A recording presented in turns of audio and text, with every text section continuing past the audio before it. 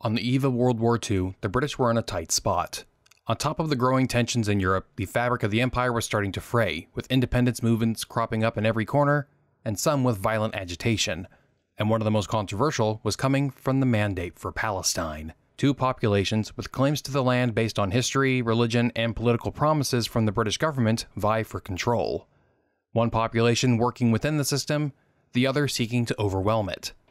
These tensions and agitations eventually exploded in 1936, when the Arabs across the Mandate took up arms against both the British and the Jews, whose mere presence they despised. The story of the Great Revolt doesn't start in 1936, but when exactly you should start it is kind of difficult to parse, because depending on when exactly you start it, you end up placing more blame on one group or the other. And considering how much of a cesspool the comment sections of my videos about the Israeli, Arab, and Palestinian conflicts are, I am going to start this story in the aftermath of World War I for pure simplicity's sake. Before we continue this story, I would like to talk about this video's sponsor, private internet access. The internet is an indisputable part of our everyday lives, be it for work or pleasure. But various actors, be they companies spamming your inbox with eerily precise ads, hackers trying to sell your financial information on the dark web, or depending on where you live, the government trying to keep tabs on your politics, have ways of following your every move online. This is why you need a virtual private network, or VPN. VPNs keep you safe by routing your internet access through encrypting servers. Using the internet without a VPN is like trying to have a sensitive conversation in a crowded public place. Everyone can hear it. But private internet access can add that extra layer of security to your online life so that you can go about your day with peace of mind. But VPNs can do more than just protecting your private conversations. It can also unlock a whole new world of entertainment by multiplying the power of your streaming services. Streaming services have a bunch more movies and TV shows than are available in your country. But you can go into the PIA app on your phone or desktop and connect to a server from its 91 countries and 50 US states. And now you can watch all the shows that are available on that country's version of Netflix, Hulu, or whatever streaming service you're using.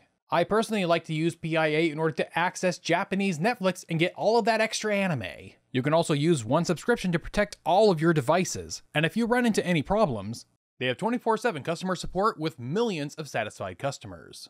And they have a special offer for viewers of this channel. You can get 83% off a 2-year plan plus 4 months for free. And that comes down to just over $2 a month. Go to piavpn.com/casualhistorian or click the top link in the description to get private internet access today. Thanks again to PIA for sponsoring this video, but for now, back to the history. Now for this video, I'm going to be discussing the pre-1919 period as little as needed, but if you want more context on that right now, or preferably after you finish watching this video, then I suggest watching either this video from the Great War channel or checking out Sam Aronoff's channel. You know, it's like, if he hasn't gotten to this stuff already, I know he will eventually.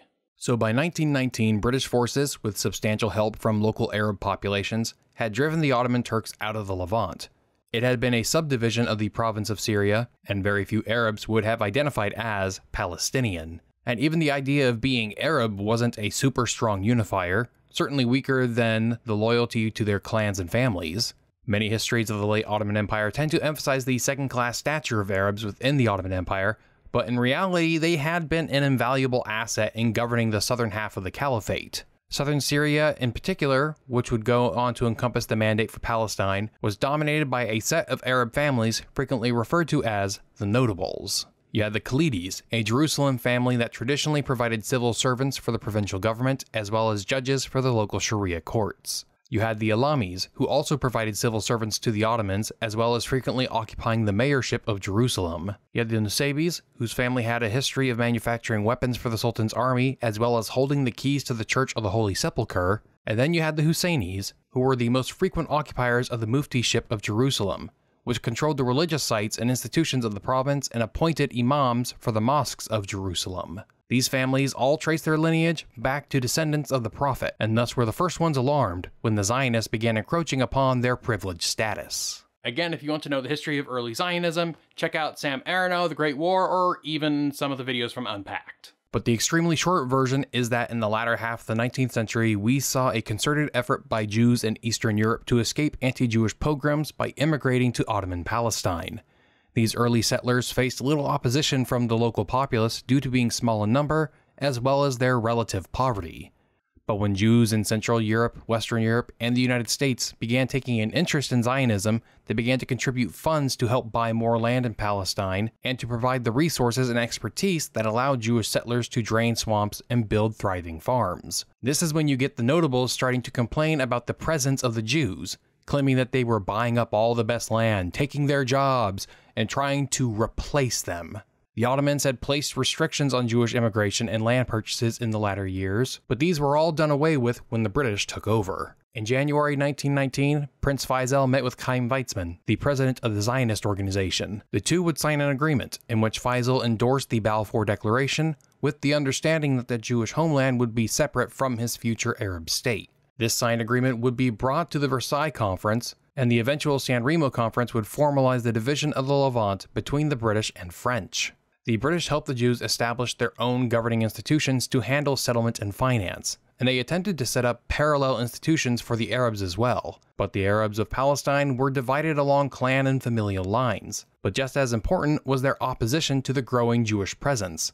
The Pan-Arabists amongst the notables refused to cooperate with these parallel institutions because they saw it as acquiescing to and legitimizing of the Jewish presence in Palestine. The Jews would create the Palestine Zionist Executive, which was later renamed the Jewish Agency, which became subject to the World Zionist Organization, headed by Chaim Weizmann. The Zionist movement wasn't monolithic, with Weizmann himself being a classical liberal in the Anglo-American sense, while the labor Zionists, led by David Ben-Gurion, were social democrats and would dominate the Jewish Agency in its early years, prioritizing the immigration of Jews with socialist backgrounds to the mandate over more conservative Jews. The Arabs failed to establish their own secular governing institutions to rival the Jewish Agency. Instead, they founded more locally centric associations consisting of both Muslim and Christian Arabs, with the notables favoring unification with Syria under Prince Faisal, who had recently been proclaimed as king of Greater Syria, and inspired a revolt against the French. The most successful Arab institutions would be religious. During the Great War, the Mufti of Jerusalem, Khalil al-Husseini, cooperated with the British occupation, and in return the British elevated his title to Grand Mufti, and placed him in charge of the Supreme Muslim Council, which replaced the older Ottoman institutions that governed Sunni religious affairs in Palestine. The council would not just control the appointment of imams in Jerusalem, but throughout the entire mandate. In April of 1920, the Mufti led the Al-Nabi festival procession, which led Muslims on a pilgrimage from Jerusalem to the tomb of Moses located at a mosque outside of Jericho. However, the procession would be incited into a mob by two of its participants, Arif al-Arif, the owner of a local Arab newspaper, and Amin al-Husseini, the younger brother of the Mufti. Arif and Amin were Pan-Arabists and supported King Faisal's revolt in Syria. Arif's newspaper had spread a rumor that the British military supported Palestine being annexed by Faisal's Syria. The riot expanded into the Old City in Jerusalem, which saw Arabs randomly assaulting Jewish pedestrians, robbing Jewish shops, and vandalizing synagogues, not making any distinction between the newly arrived Jews from Europe or the native population of Mizrahi Jews. The Jewish communities responded by setting up their own patrols. The British would declare martial law, taking 3 days to restore order. 5 Jews and 4 Arabs would be killed, with 200 other casualties. Over 200 people would be arrested, and at least a quarter of them were Jewish. One of the arrested Jews was Ze'ev Jabotinsky, a co-founder of the Jewish Legion that fought for the British in the Great War, and the father of revisionist Zionism, a right-leaning variant of Zionism that believed in the establishment of a Jewish state that encompassed territory on both sides of the Jordan River, claiming the maximal extent of the old Jewish and Israelite kingdoms. Additionally, the mayor of Jerusalem, Musa Kazim Husseini, the uncle of Kamil and Amin, was removed from office for helping his nephew incite the riots. After the failure of the revolt in Syria, as well as that of the riots in Jerusalem, Musa Kazim al-Husseini told other Arabs, "We must introduce a basic change in our plans here. Palestine as southern Syria no longer exists. We must defend Palestine." It would take several decades before his conception of Palestine as a separate entity within the wider Arab world would take hold. Arif and Amin would be sentenced to 10 years in prison, but they would escape justice by first fleeing to Jordan and then reaching Damascus, where they sought refuge amongst the Pan-Arabist communities. He would become a popular figure amongst the Arabs of Palestine, being proclaimed a national hero. The British military government would be replaced by a civilian government in July of 1920, which would be headed by the High Commissioner for Palestine and Transjordan, Sir Herbert Samuel, who made a name for himself within British politics by being the first Jew to hold a cabinet position, and he was instrumental in getting much of the leadership of the Conservative Party to support Zionism. Knowing that his Jewishness would make him less trusted amongst the Arabs of Palestine, one of his first actions as High Commissioner would be to declare a general amnesty for the rioters, which would eventually be extended to both Arif and Amin, who would receive a hero's welcome. Some in the British government were hopeful they could appease the Arabs by creating independent Arab monarchies. The colonial secretary Winston Churchill hoped that giving the defeated Faisal his own kingdom in Iraq, along with giving his brother Abdullah a kingdom in Transjordan, would be enough to appease the Arab nationalists in Palestine. But it wouldn't, because the Arabs were preoccupied with denying the legitimacy of the Jews rather than building up Arab power and prestige. A month after the Al-Nabi riots, Ani Abdelhadi, an associate of King Abdullah, had told a British official, "We will not rest until Palestine is either placed under a free Arab government or becomes a graveyard for all the Jews in the country. We will finish them off one by one. If not in a month, then in a year. If not in a year, then in 10 years. But our goal will be achieved, and there is nothing that can prevent us from achieving it. Slowly, but surely."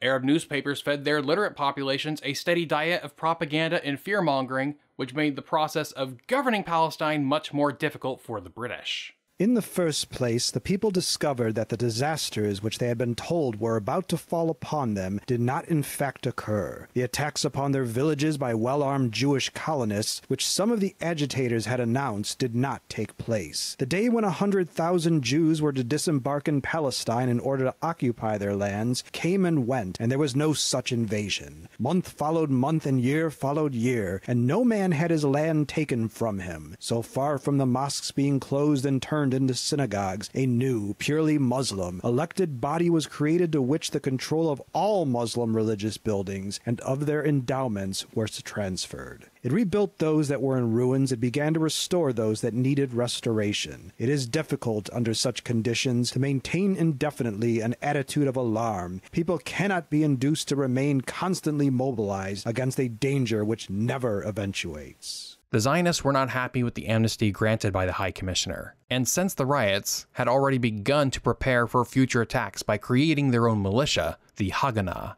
Under British administration, the Haganah were legally considered terrorists, but British authorities were willing to look the other way due to their inability to protect Jewish communities. Jabotinsky and his revisionists were also upset at the creation of Transjordan, believing the territory was the God-given right of the Jews as part of the Promised Land. One of the most fateful decisions the British made during the Mandate period was in March of 1921, when they supported Amin al-Husseini, the man who instigated the al-Nabi riots, to succeed his brother Kamil as Grand Mufti. Kamil al-Husseini died in March, and all the major notables nominated their own candidates, each of which had years of experience studying Islam or serving as judges in Sharia courts. But the Husseinis would nominate Amin, despite him being at most 26 years old with hardly any religious training. But the Husseinis had a few aces up their sleeve. The British were very aware of how controversial it would be for a Christian sovereign to meddle in the religious affairs of non-Christian peoples. They had learned this the hard way in India. The British also had a predisposition to maintain the Ottoman-era order of Palestine as much as possible, and considering the Husseini family were the most frequent holders of the office, and that Amin was the younger brother of the most recent Mufti, they saw this as maintaining continuity. But more important than any of that, the British, like most of Europe, were strapped for cash, and weren't interested in putting down a rebellion, and Amin, with the support of the al-Husseini clan, could easily foster one. So in hopes of avoiding further violence and bloodshed, they would place their support behind Amin, despite him being a virulent anti-Semite. The Husseinis themselves would get the other families to withdraw their candidates through a combination of threats and bribery. Amin al-Husseini would be elected Grand Mufti by an electoral college consisting of imams, Islamic scholars, and local councils. This placed Amin in control of the Supreme Muslim Council, which controlled the appointment of imams to mosques around Palestine, and he would use this power to appoint radical clerics spreading his extremist message. The Mufti reportedly said this to the High Commissioner. "Just as it is impossible to put two swords into the same sheath, It is impossible to squeeze two people into one small country. There is no place in Palestine for two races. The Jews left Palestine 2,000 years ago. Let them go to other parts of the world where there are wide vacant places. One of the Mufti's associates, Izzat Darwaza, would say, Palestine is a purely Arab land, and there is no possibility that another people with their own language, customs and traditions, and a contradictory political goal could live with them. Amin actively sought to foster anti-Semitic attitudes amongst the Arabs of Palestine. He would take a page out of the history of Europe, delving into over a millennium's worth of religious writings within Islam to justify pogroms against the Jews. The Mufti would also become an avid reader of the protocols of the Elders of Zion, quoting them at length in letters, lectures, sermons, and in interviews. He even had the Supreme Muslim Council distribute abridged versions of it in pamphlets. Another riot would break out in Jaffa on May 1st of 1921. Two competing Jewish rallies, one consisting of labor Zionists and the other of Marxists, clashed in the streets. Local Arabs would take advantage of the Jewish infighting to assault both groups, along with looting Jewish homes and shops, and they were joined by local Arab policemen. British troops would arrive later that day to restore order. 27 Jews were killed and over 100 were wounded. Members of the Haganah would seek revenge by assaulting Arabs and breaking into their homes. These retaliations escalated into riots as well, resulting in about 50 Arabs and 50 Jews killed. After the Al-Nabi riots back in 1920, the British set up a commission to investigate the causes and concluded that the root were Arab fears that the Jews would demographically, economically, and politically dominate them, and they would blame the Zionist leadership for doing nothing to mitigate these fears. Colonial Secretary Churchill would publish a white paper in response to the Commission's report in 1922, which restated British support for the Balfour Declaration, but rejected the idea of Palestine becoming a wholly Jewish entity. The only restriction on Jewish immigration it proposed was one based on economic capacity. Now, the economic picture of the Mandate period is complex, but if you were to read the Arab narratives of the time, they would imply or just explicitly state that the Arab standard of living either stagnated or got worse, which is just patently false. In this time period, the Arab population grew faster than it did in most other Arab countries, and this was due to improvements made in healthcare infrastructure and financial resources provided in large part by the British colonial administration, as well as the Jewish immigrants bringing money and technical skills. The Arab population grew by over 50% between 1920 and 1936, and it's fairly clear this jump was because of Jewish immigration, because the biggest growth happened in cities with large Jewish immigrant communities. Cities such as Haifa, Jaffa, and Jerusalem saw the Arab populations grow by 86%, 62%, and 37% respectively, while in purely Arab towns such as Nablus, Hebron, and Gaza, it only grew by 7% and 2%. The standard of living for Palestinians living in cities with large Jewish populations was higher than those of neighboring Arab states. Arab farmers benefited as well, with more technology and capital available. Life expectancy grew from 37 in 1926 to 50 by 1944. And child mortality shrank by 34% in the first year, 31% in the second, 57% in the third, 64% in the fourth, and 67% in the fifth year. There's also the issue of land sales, and again, if you read the Arab accounts of this, they would basically make it look like that it was just Jews would show up to a random Arab farm with a bunch of British soldiers and just outright steal the land, but that was not the case. The Jews and Zionist institutions bought every square inch of land they owned. And again, Arab newspapers were responsible for spreading misinformation about this. By 1935, a year before the revolt, individual Jews and Zionist institutions collectively owned a total of 7% of the land in Palestine, despite encompassing nearly 30% of the population. The reports of the Jews buying up all the land and all the best land is a distortion by the very self-evident jealousy of the Arab journalists. In the early years of the Mandate, it was the large landowners that sold most of the land to the Zionists. Amin himself did not sell land to the Jews, but he acted very angry at those who did, calling it a crime against God. But punishment and intimidation for doing so were mostly reserved for smaller landowners. Despite his public pronouncements against the Jews, in private, Amin frequently sought their services to enrich himself or his clan. A Jewish lawyer he hired, Bernard Joseph, would say, Arab nationalists were never allowed to harm the interests of the Husseini family. The Mufti's cousin, Jamal Husseini, would use a Jewish lawyer in a litigation battle over a land dispute with a rival Arab family, and then proceeded to sell that land to Jews. Now, although the lives of Arabs did materially improve, that improvement wasn't evenly distributed. Obviously, the Arabs that lived near large Jewish communities benefited more than those living further away, but the Zionist institutions tried to economically isolate themselves from the rest of Palestine. The Jewish Agency and the National Fund constructed settlements for Jewish immigrants to live and work in. This resulted in the Jewish community building up their own infrastructure and farms, and they hired almost exclusively Jewish workers. This was done for a few reasons. Firstly, the Zionists were fighting against age-old anti-Semitic stereotypes. Throughout the history of Christian Europe, the Jews were frequently referred to as landless people who were living off the labor of Gentiles, while never producing any material wealth on their own.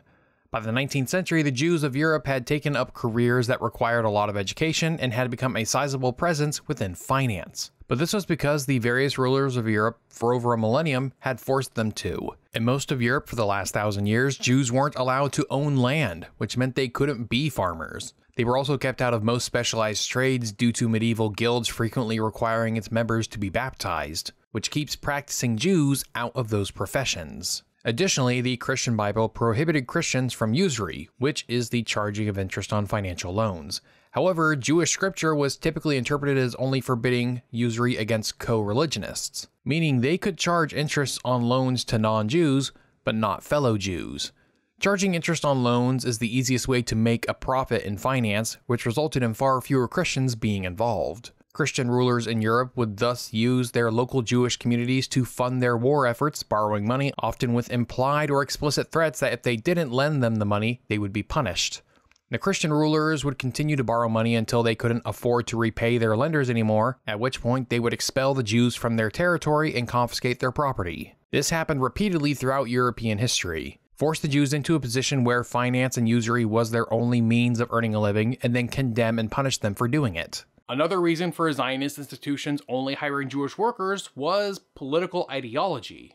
At this time, and basically until the 1970s, labor Zionists had a monopoly on most Zionist political institutions, and they envisioned a future socialist homeland for the Jews where everyone worked on collective farms. It would be a classless society where nobody earned a profit off the labor of someone else. Since about 3/4 of all Jewish workers were members of the Histadrut, a labor union, it was easier to guarantee good worker relations with Jewish workers than Arab ones who did not have an organized union. The third reason for only hiring Jewish workers was simple practicality. Most of the Jews didn't speak Arabic, and most of the Arabs didn't speak Hebrew or whatever European language they were communicating in. It was also done in order to make the Jews of Palestine economically self-sufficient. They didn't want to become dependent on the Gentiles for food, labor, or protection. This policy made the Jews a more sticky presence in Palestine, possessing the ability to support and defend themselves, but for decades their retort to Arab critics was that everybody would be better off. But by excluding Arab workers from the upper echelons of the Jewish economy, the Zionists failed to get any Arab stakeholders into the Zionist project. The Arab notables tolerated the Jewish presence so long as they could earn a profit from land sales. Throughout the Mandate period, all of the anti-Zionist factions continued to protest the British government against the Jews being permitted to buy land. If nobody had been willing to sell, the Jews obviously could not have bought. But Arab owners eagerly took advantage of a booming market, even acquiring new properties in order to sell them. And a bunch of them did so believing that that land would eventually just make it back into their hands because they assumed the Jews would either eventually be expelled or exterminated. And this belief was perpetuated and exacerbated by the Grand Mufti. How can the Jews be respected for their wealth at a time when they spread wickedness and misery throughout the world? They tortured their innocent prophets, killed John the Baptist, rejected Jesus. They corrupt morality in every single country, destroy all religions, and sympathize with communist Russia. They rob people's property, steal money by usury, and distort the prophets' preaching. Of course, the Arabs weren't alone in believing that there was little hope of coexistence between them and the Jews. In his 1923 article, The Iron Wall, Ze'ev Jabotinsky predicted that the Arabs would not ignore the growing Jewish presence in Palestine indefinitely, and that they would actively fight against the establishment of a Jewish state. As long as the Arabs feel that there is at least hope of getting rid of us, they'll refuse to give up this hope in return for either kind words or for bread and butter. Because they are not a rabble, but a living people. And when a living people yields in matters of such a vital character, it is only when there is no longer any hope of getting rid of us, because they can make no breach in the iron wall. Not till then will they drop their extremist leaders. But unlike most Arab writers, Jabotinsky did see a path forward. Then we may expect them to discuss honestly practical questions, such as a guarantee against Arab displacement, or equal rights for Arab citizens, or Arab national integrity. And when that happens, I am convinced that we Jews will be found ready to give them satisfactory guarantees, so that both peoples can live together in peace, like good neighbors. By the late 20s, the Arab leaders realized they did not possess the means to defeat the Zionists on their own, and so they worked on internationalizing the conflict, making anti-Zionism the unifying force of Pan-Arabism and Islam. The Grand Mufti did this by trying to increase the perceived importance of Islamic holy sites in Palestine, with a particular emphasis on the Al-Aqsa Mosque. Now, there are numerous holy sites within Islam, but which ones are important was largely regional. The cities of Mecca and Medina were deemed important by all Muslims, but Jerusalem was, at best, a distant third in importance, and for the most part it was only really important to Muslims in the Levant. Otherwise, most Muslim communities had their own local holy sites occupy that third spot. Amin al-Husseini waged a propaganda war to boost the Al-Aqsa Mosque's status as being on par with Mecca and Medina. And he did this by fostering and exploiting fears that Jews were planning on destroying the mosque and rebuilding the temple in its place. In pursuit of this, he also claimed that the Western Wall was an integral part of the Al-Aqsa Mosque, tying it to the Islamic tradition that said the wall was where Muhammad tied his winged steed before he ascended to heaven. On November 1st, 1927, Amin hosted the Islamic Congress, with 700 representatives from across Palestine, along with foreign observers. They sent a delegation to the mandatory government and demanded that there be no change in the status of the Western Wall. The Islamic Congress would also establish branch organizations around the world, and called for collective action by Muslims to keep the Western Wall Islamic. The Congress also declared a prohibition on land sales to Jews, and that the Mandate government remove Jews from high positions. Traditionally, the Jews had limited rights to pray at the Western Wall, as it, along with the Temple Mount, was owned by the Islamic Waqf. The Jews had been allowed to worship at the Western Wall since Ottoman times. However, there were numerous restrictions, but more often than not, the Islamic authorities were willing to look the other way, especially when they were bribed. But since the election of Amin as Grand Mufti, the restrictions were more stringently enforced. Any physical alteration to the site, even temporary addition of furniture, prompted the Muslims' suspicion that the Jews were trying to find a way to give the wall the status of a synagogue, as a first step in taking it over. The British wanted to maintain the Ottoman-era status quo for the religious sites in Palestine, and for them this meant enforcing the laws as written rather than as traditionally enforced. To reiterate this point, the British issued a white paper in February 1928 supporting the Grand Mufti's position that the Jews were only allowed to pray silently at the Western Wall and were not allowed to bring benches, screens, or any religious artifacts with them. On September 23, 1928, the day before Yom Kippur, a beadle from a local Ashkenazi synagogue brought a large Torah ark, lamps, and a screen to the Western Wall. A local sheikh saw the setup and told the British authorities that there would be violence if the beadle and everything he brought with him wasn't removed. Police told the beadle to take everything down and leave, but he refused. In a scuffle with the police, the beadle, holding the Torah ark, was thrown down an alley filled with cacti, which angered Jewish newspapers and sparked protests in Jewish communities. The Grand Mufti began a media blitz to propagandize Islamic ownership of the site. The Grand Mufti wrote to the government, "Having realized the bitter experiences, the unlimited greedy aspirations of the Jews, Muslims believe that the Jews' aim is to take possession of the Mosque of al-Aqsa, gradually on the pretense that it is the temple, by starting with the western wall of this place, which is an inseparable part of the mosque." Amin and the Supreme Muslim Council intentionally increased tensions at the wall. They orchestrated counter-protests at government offices to pressure the British into enforcing its decision, along with demonstrations at the Al-Aqsa Mosque. He also ordered the muezzin at the Dome of the Rock to revive the Zikr ceremony, which consisted of a loud chant and a drum. They also built a new office for the Sharia court overlooking the wall, but the British had not given support to Amin's claim that the Western Wall was an exclusively Muslim site, and tensions continued to escalate into the summer of 1929. In June 1929, Arab youths beat up an old beadle praying at the wall. A month later, Muslims began banging drums, gongs, and cymbals near the wall, which was part of a recently revived Sufi chant. The district commissioner demanded they stop, but the Mufti would double down, and built a small mosque on top of a nearby house and installed a muezzin to lead the 5 daily prayers, with an apparent order to grow louder every week.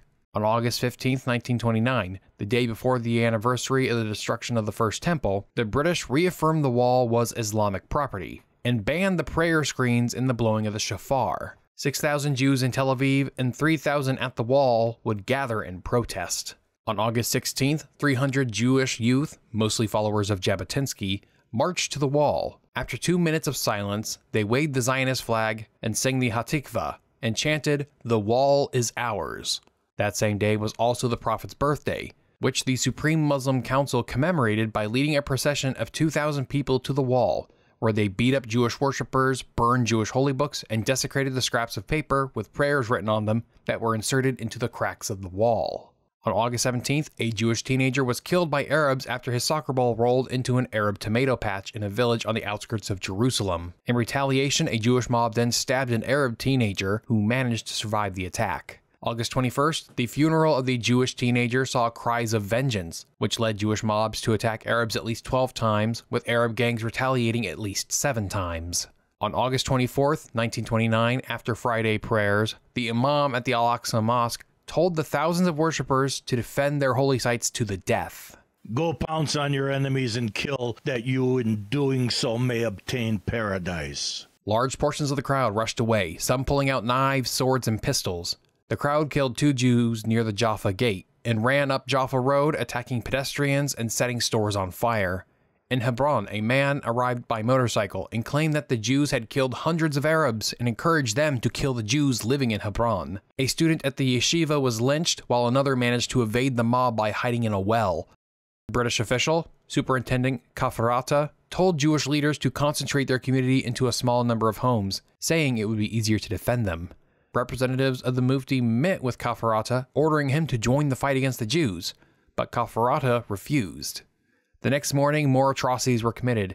Arab mobs murdered, raped, and dismembered defenseless Jews. 67 were killed and over 50 wounded in one day. There were Arabs, however, who protected their Jewish neighbors, letting them hide in their homes, saving at least 250 of them. Were it not for them, Kafarata believed not a single Jew would have survived. But the assaults spread to 24 locations where Jews had settled. After 6 days, 133 Jews were killed, and nearly as many Arabs would be killed by the British trying to restore order. The riots became an international news story. President Hoover expressed sympathy for the Zionists. A Cairo newspaper, Al-Haram, said, "The Arabs will fight in defense of their interests. If the government practices the policy of silence, it will be the silence of the flame, which will suddenly burst forth." Newspapers in Britain debated whether it was worth it for the British to remain in Palestine. The British government responded by calling a commission of inquiry headed by Sir Walter Shaw. When interviewed by the commission, the Grand Mufti started quoting a copy of the protocols he had brought with him. Jabotinsky was also interviewed due to many of the other witnesses referencing him. He told the commission that Europe was incurably anti-Semitic, and thanks to the US restricting immigration from Eastern Europe, the Jews had nowhere else to go but Palestine. He wanted at least 30,000 Jews a year to come to Palestine so they could create a Jewish state with a Jewish majority population, and desired eventual sovereignty. After his testimony, Jabotinsky was banned from re-entering Palestine. The final report condemned the Mufti's campaign around the Western Wall as incendiary, but acquitted him of culpability.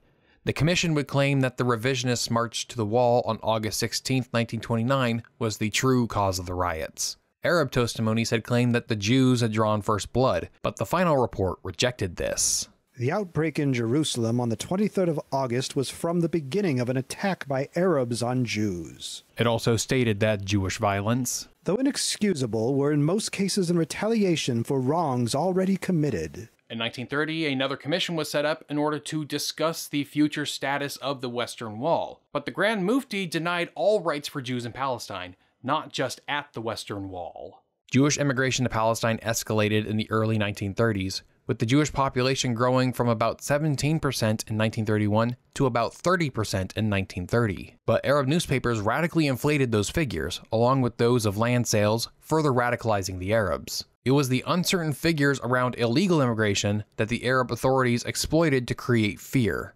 One paper wrote, "The day is not far off when the Zionists will succeed in wiping out any trace of the Arabs from this country. Will the establishment of the Jewish national home end when the number of Jews in Palestine reaches 500 a million? 10 million? After the Jews have purchased every piece of land in Palestine, Transjordan, and afterwards Syria and Iraq? To stop illegal Jewish immigration, the Youth Congress sent one of its militias to patrol the Netanya coast, but it would spend most of its time getting into fights with local Jewish youths. These militias were organized in the countryside, with the Safed band, known as the Green Hand, led by Ahmad Tafish, and the Black Hand, led by Sheikh Iz al-Din al-Qassam.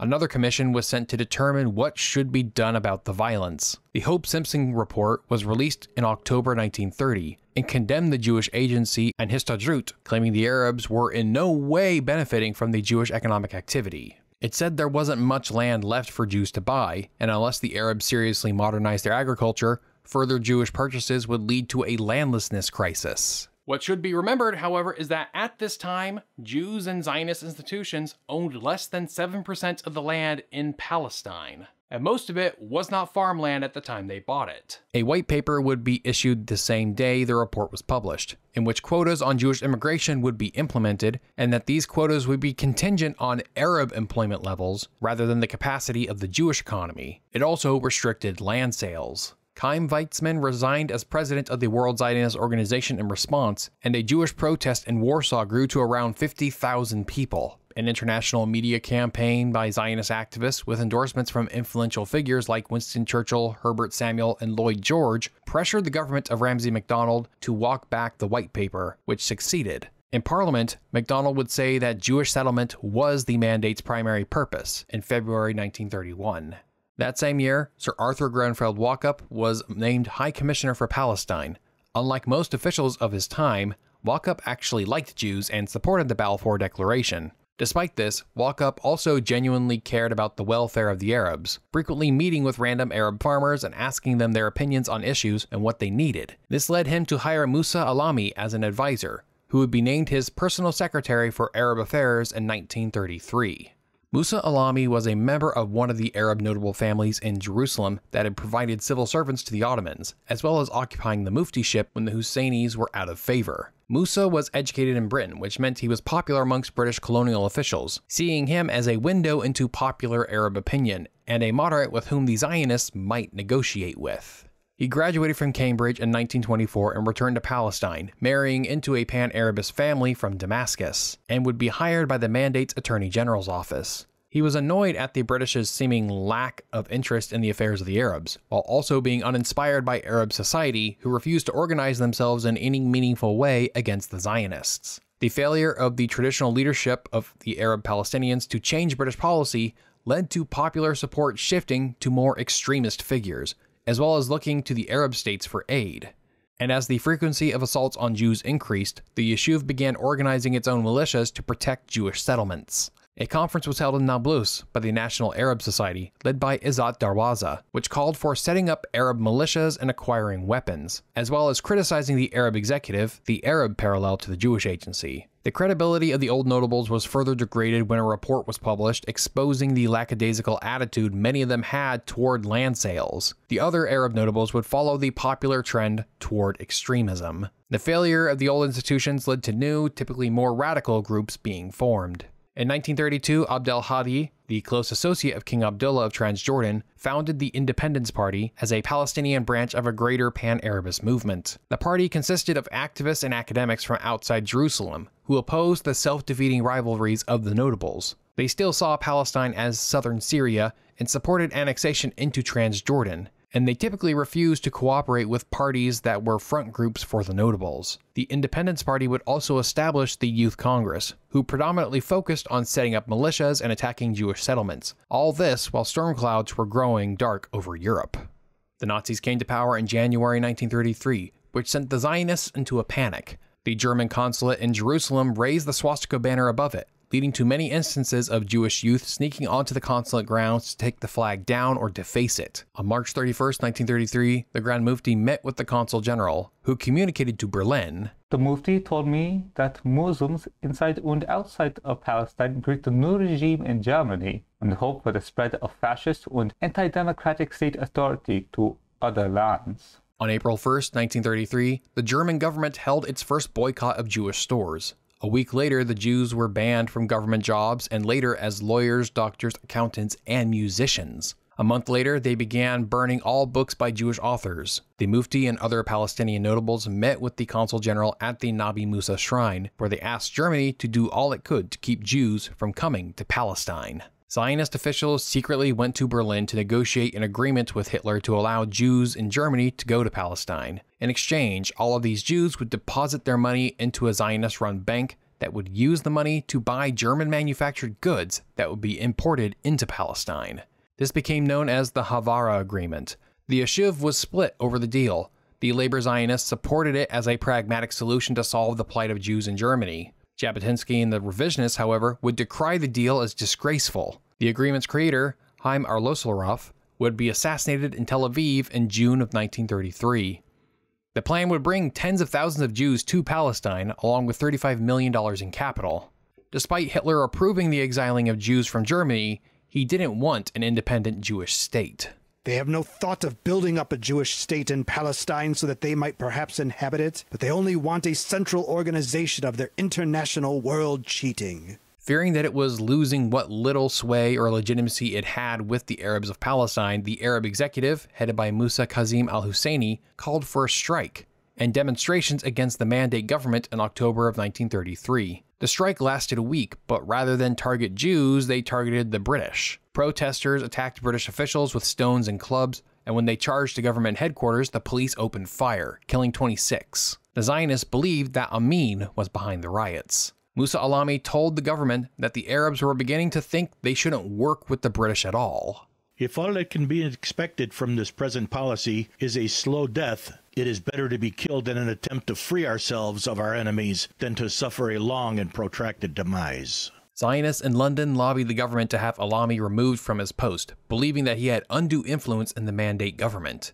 He would be reappointed as a government advocate in the Palestine justice system, and at that point, he was the highest-ranking Arab to hold a position in the justice system, and despite being moved, he still had influence amongst the Mandate's executives. The strikes would be Musa Kazim's last major act, dying in March of 1934. After his death, the Arab executive ceased to be a functional institution. Amin and the Husseinis would try to depose the sitting mayor of Jerusalem, Rajib al-Nashibi. Since the Husseinis didn't have quite enough power in Jerusalem for one of their own to win the election, they would back the Khalidis' candidate, Dr. Hussein al-Khalidi. The Husseinis also won the mayorships of Lydda, Jericho, Majdal, Talcam, Beatshin, and Beersheba. Dr. Khalidi's administration would focus its attention on local affairs, thus reducing the importance of the mayorship of Jerusalem in national affairs. With the Nashashibi clan no longer holding the mayorship of Jerusalem, they no longer controlled any significant public office, resulting in the rise of more political parties.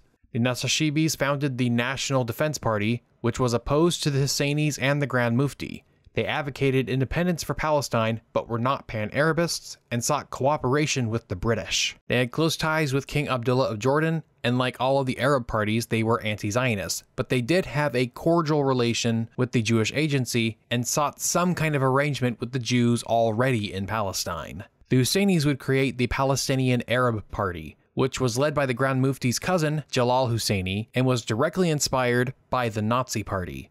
They were Pan-Arabist and demanded full and immediate independence and rejected all rights for Jews in Palestine.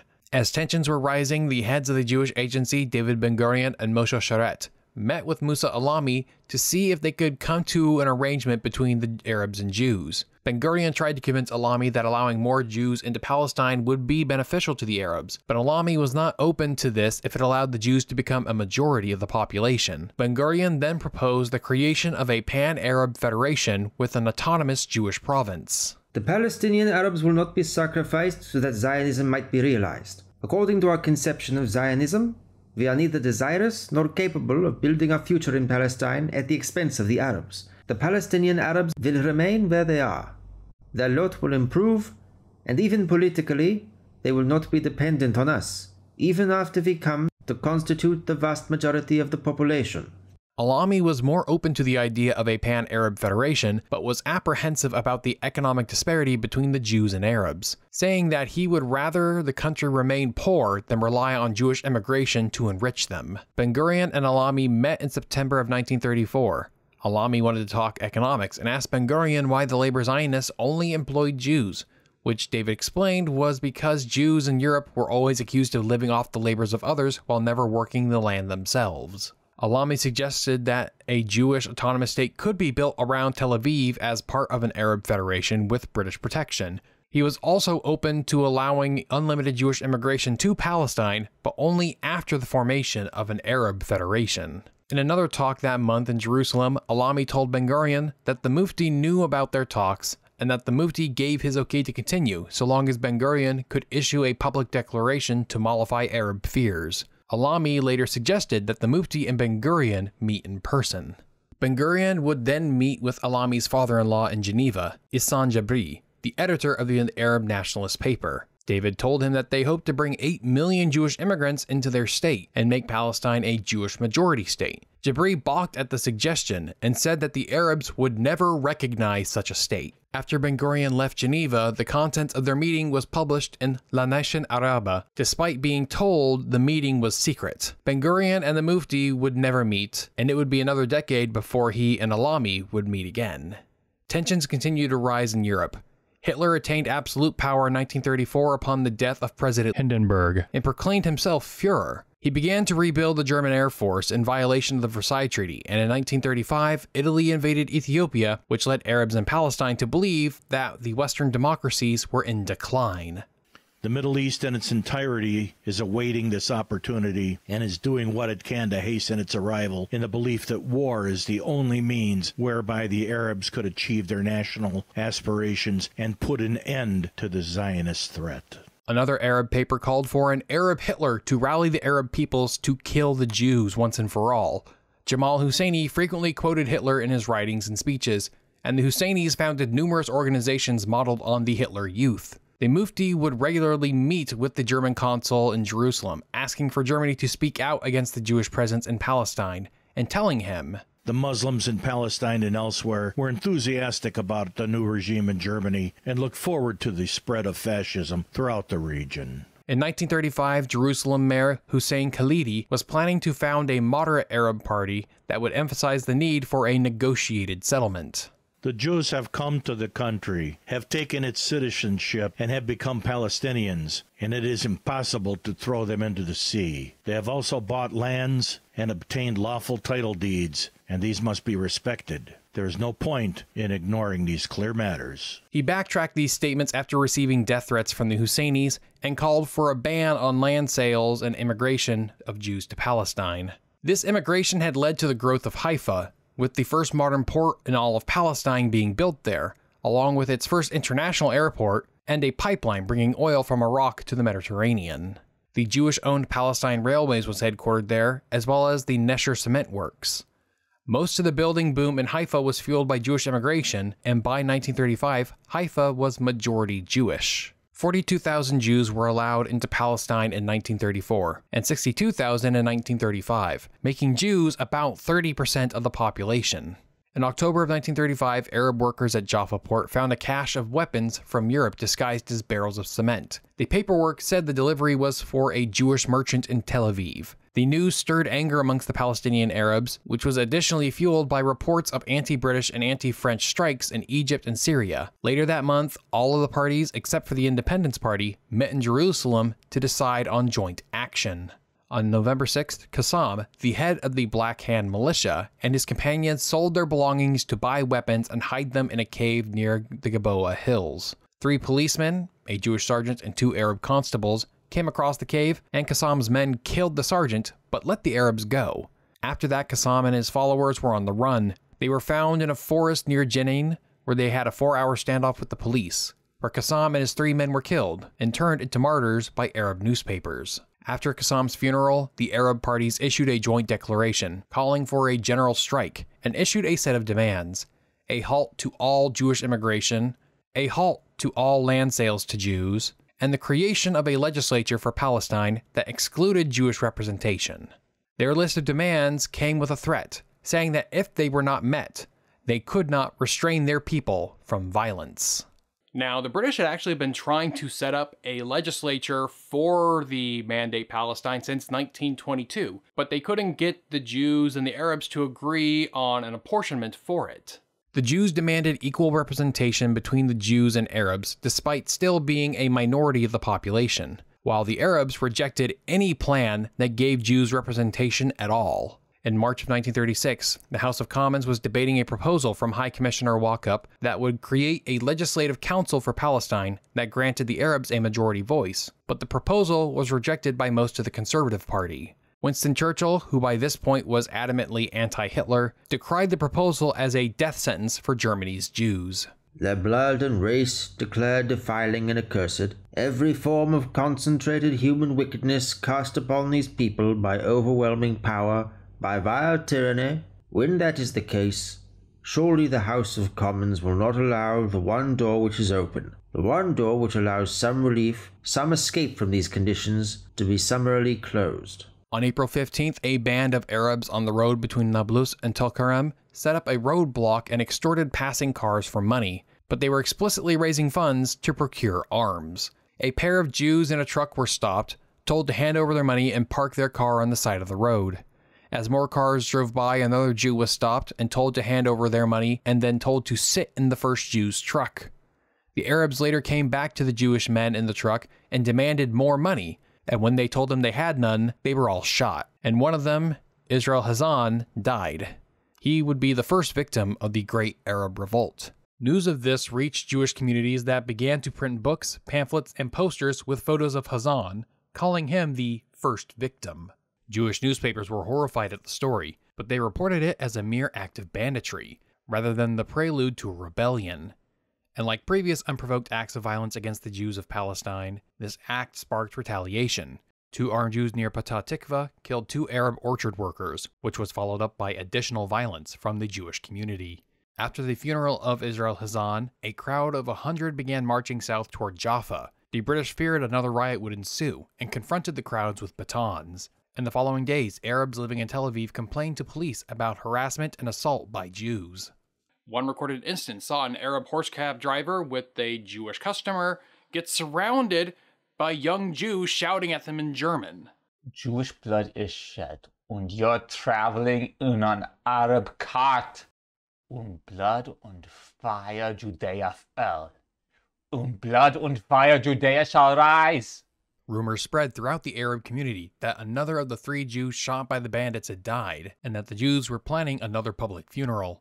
Additional rumors alleged that the Jews were on a murdering spree across Tel Aviv and Jaffa. On the morning of Sunday, April 19th, a crowd of Arabs surrounded the Jaffa District Commissioner's office, demanding to see the bodies, despite both the commissioner and the local imam telling them that there weren't any. The crowd didn't believe them. The rumors led to sporadic assaults and murders of Jews around Jaffa. When Jewish police tried to respond, they were murdered by the Arab mobs, while Arab and British police were reported to have stood by and let the assaults happen. Most of the victims were not shot, but rather beaten to death with hammers, clubs, and fists. Some Arabs rescued assaulted Jews or helped them escape from Jaffa, but they were tragically outnumbered by those who engaged in violence. Some Jews in Tel Aviv and Jerusalem retaliated the next morning, damaging local Arab property and throwing stones at cars headed toward Jaffa, presuming there was an Arab behind the wheel. Arab laborers from Syria set fire to the Yemenite quarter of Tel Aviv, which was filled with wooden shanty towns and narrow alleys. And a number of these Jewish deaths were people who had survived pogroms in Ukraine 20 years earlier. Again, Jewish newspapers decried the assaults. The Palestine Post would say, "The riot's gravest implication? Contempt for human life which it revealed among, we hope, only the scum of Jaffa's population." Arab newspapers played down the higher Jewish death toll and focused on the 2 Arabs killed by the police. David Ben-Gurion would also blame the revolt on Italy's invasion of Ethiopia. This event was the cause, directly and indirectly, of the riots that erupted in Jaffa on April 10, 1936. They were then spread through the country by agents of the Mufti, aided by Mussolini and Hitler. The riots and international powers behind them caused the British government to abrogate the Balfour Declaration and renounce the obligations it had assumed under the terms of the Mandate. The British aimed to make the land of Israel an Arab state under their control.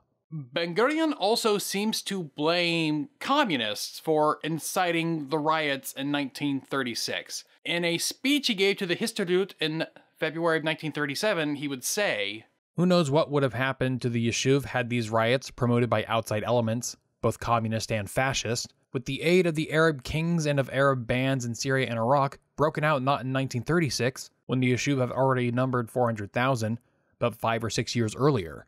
Who knows how they would have ended in that case?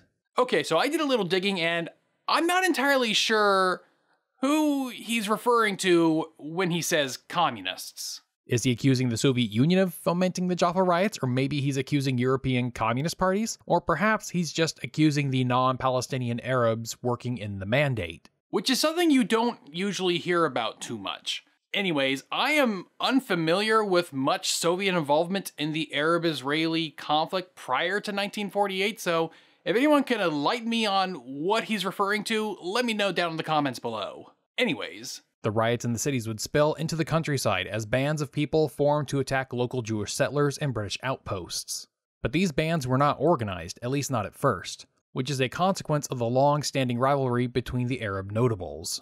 Palestine's Arab leaders during the first 2 decades of British rule in Palestine did not act as a cohesive political elite, failed to balance between the demands they made and the power they possessed, nor were they astute in assessing the resolve of the imperial power to hold on to Palestine.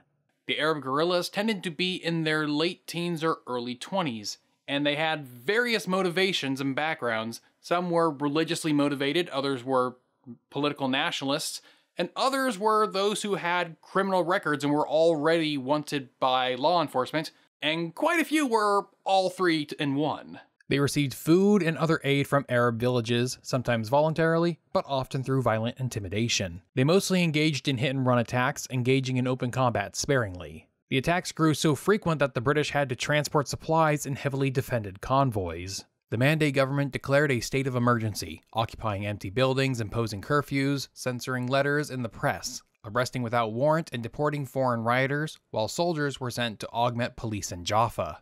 They arrested Arabs for engaging in violence, rioting, and incitement, along with at least 50 Jews who were suspected of taking up arms. Taxis and buses were commandeered by Jerusalem authorities in case they saw a flood of Jewish refugees fleeing their towns and villages. The entire Jewish populations of Hebron and Beersheba would be transferred to Jerusalem, but the violence only escalated. While the streets of Jaffa were erupting in violence, Jewish and Arab leaders met to negotiate the establishment of a legislature for Palestine. David Ben-Gurion from the Jewish Agency was arguing with George Antonius about the formula for apportionment, as well as who was the true aggressor in the conflict. George Antonius was a Lebanese Christian who embraced Arab nationalism as an alternative unifying force for the Arab world over Islam.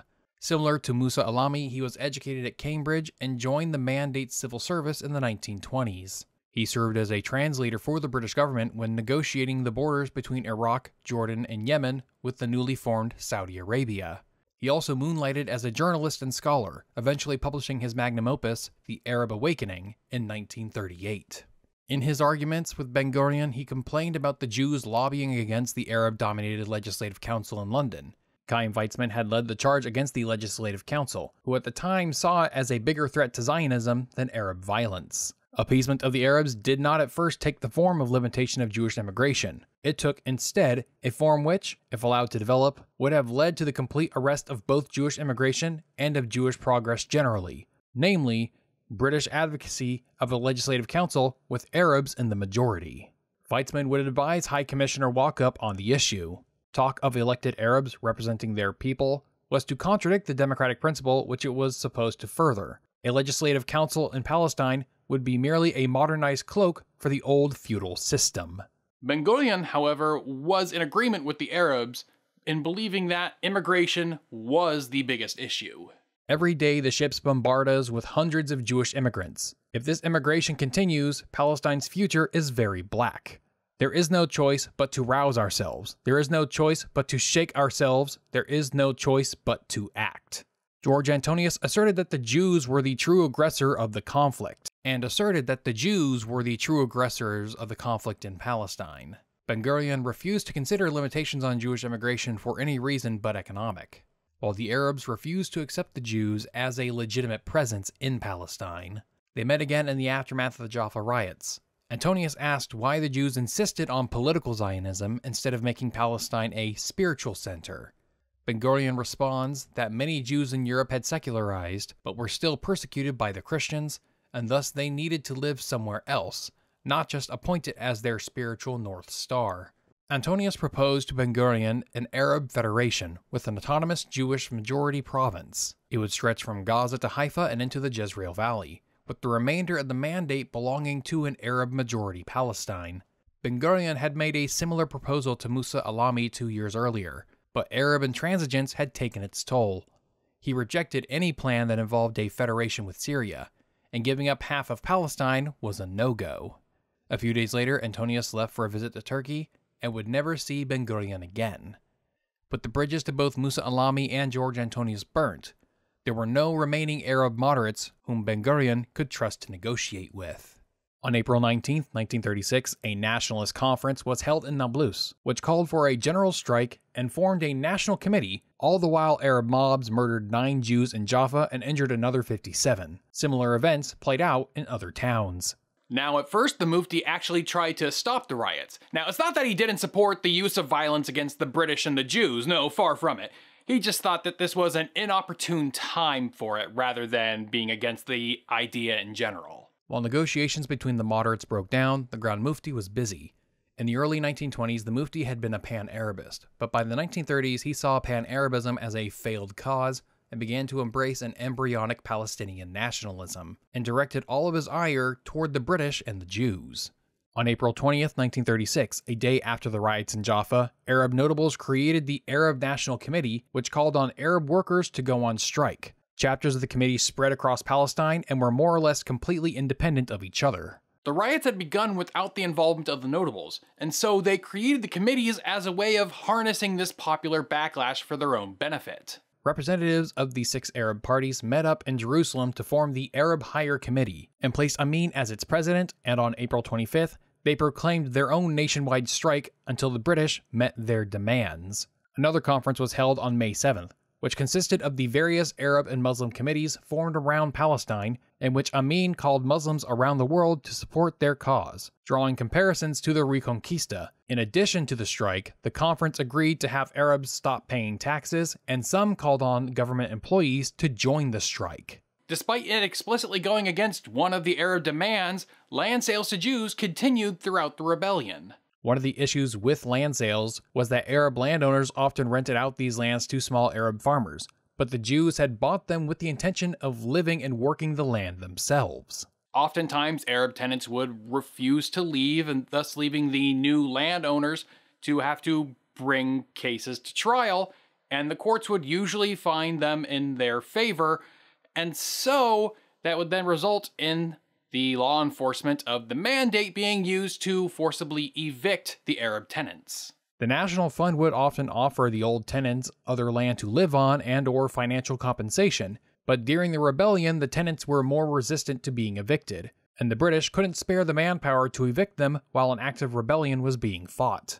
In most cases, the tenants who accepted the offer to live on other lands or accepted compensation for being removed from their old land were usually no worse off than they were before. Arab-run stores, schools, and transportation across the country were shut down for the strike. Any business owners that didn't comply with the strike faced harassment and vandalism. Arab men were told to replace their Ottoman fez with the black and white checkered headdress, and women were told to cover their faces, including Christian Arabs and Armenians. But some Arabs resisted the committee's commands. Farmers were reluctant to let crops go unattended, and government workers feared staying home would lose them their jobs. Behind the scenes, the Mufti tried to calm things down, but at a certain point he realized he couldn't, and therefore he needed to become the face of the revolt, with his only restraint being that he did not declare it a jihad. The Supreme Muslim Council also avoided direct involvement in the strike at first, but as it continued, religious leaders began to speak out in favor of the strike and the revolt, and by the end of June, the Supreme Muslim Council was officially supporting the nationalist struggle. Publicly, Amin decried violence, but behind closed doors, he was recruiting fighters and finding funds and arms to supply them. But he still knew the Arabs of Palestine couldn't defeat the British and Zionists by themselves, so he relied on Pan-Arabists and Pan-Islamist rhetoric to obtain foreign support. In 1936, the Mufti visited Baghdad and met with Fazi al-Kawuchi, who agreed to contribute men to the ensuing rebellion. Fazi was from Lebanon and served in the Ottoman army during the Great War. He supported Faisal's uprising in Syria in 1920, but ended up joining the Syrian Legion. But during the Great Syrian Revolt in 1925, he deserted, and he was later invited to the newly established Saudi Arabia to train their army in Hejaz. But he was unimpressed with the Saudis and eventually made his way to Iraq, where he would meet Amin al-Husseini. Fawzi reached out to former colleagues in Lebanon, Syria, and Iraq to assemble his force, stealing British uniforms and collecting weapons from sympathizers. After crossing into Palestine, Fawzi made a declaration in local newspapers, calling on all Arabs to band together to drive out the British and Jews. He was identified as the commander-in-chief of the Arab revolt of southern Syria. Since the outbreak of riots in Jaffa, more Arab bandits and militias began to appear across rural Palestine, and Fawzi would meet with the leaders of the biggest bands, convincing them to fold their own force into his own. He then divided them into 4 groups by nationality: Iraqis, Syrians, Druze, and Palestinians. They began to ambush British patrols, who had to call in tanks, artillery, and aircraft. The rebels managed to shoot down 2 aircraft while only losing 9 men. Up to this point, the rebellion was being led largely by, urban workers in the cities, whereas it was being led by peasants in the countryside. But Fawzi's leadership gave the rebellion an air of respectability amongst the Arab notables, who began to provide material support. Arab gangs murdered Jews living in urban areas, such as killing people leaving a movie theater in Jerusalem in May 1936, which was praised by Khalil al-Sakakini. There is no other heroism like this. Another Arab opened fire on a Jewish police officer in Jerusalem a few weeks later, who was killed in a firefight with a British officer. That Arab was Sami al-Ansari, a cousin of Musa Alami. Most of the attacks by Arab gangs used landmines, bombs, and gunfire, usually occurring in isolated areas such as country roads and kibbutzim. Even Jewish majority areas like Tel Aviv were subject to sporadic attacks. Both the Jewish Agency and the British Colonial Office concluded that this was a deliberate plot to create a state of fear by targeting Jewish and British leaders. On May 11th, a bomb went off next to the home of the Arab mayor of Haifa, who had shown solidarity with the Jews who had fled Arab neighborhoods. The Arab Higher Committee continued to increase pressure on Arab Palestinians to politically and culturally conform, regardless of religious background, which resulted in the Arab and Jewish communities growing more segregated.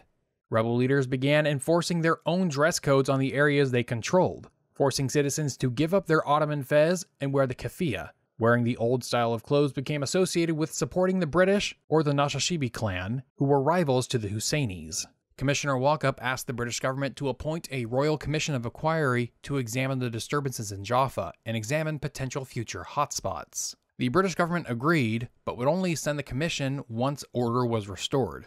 But things would get worse before they got better. The strikes would create opportunities for the Zionists to become even more economically independent.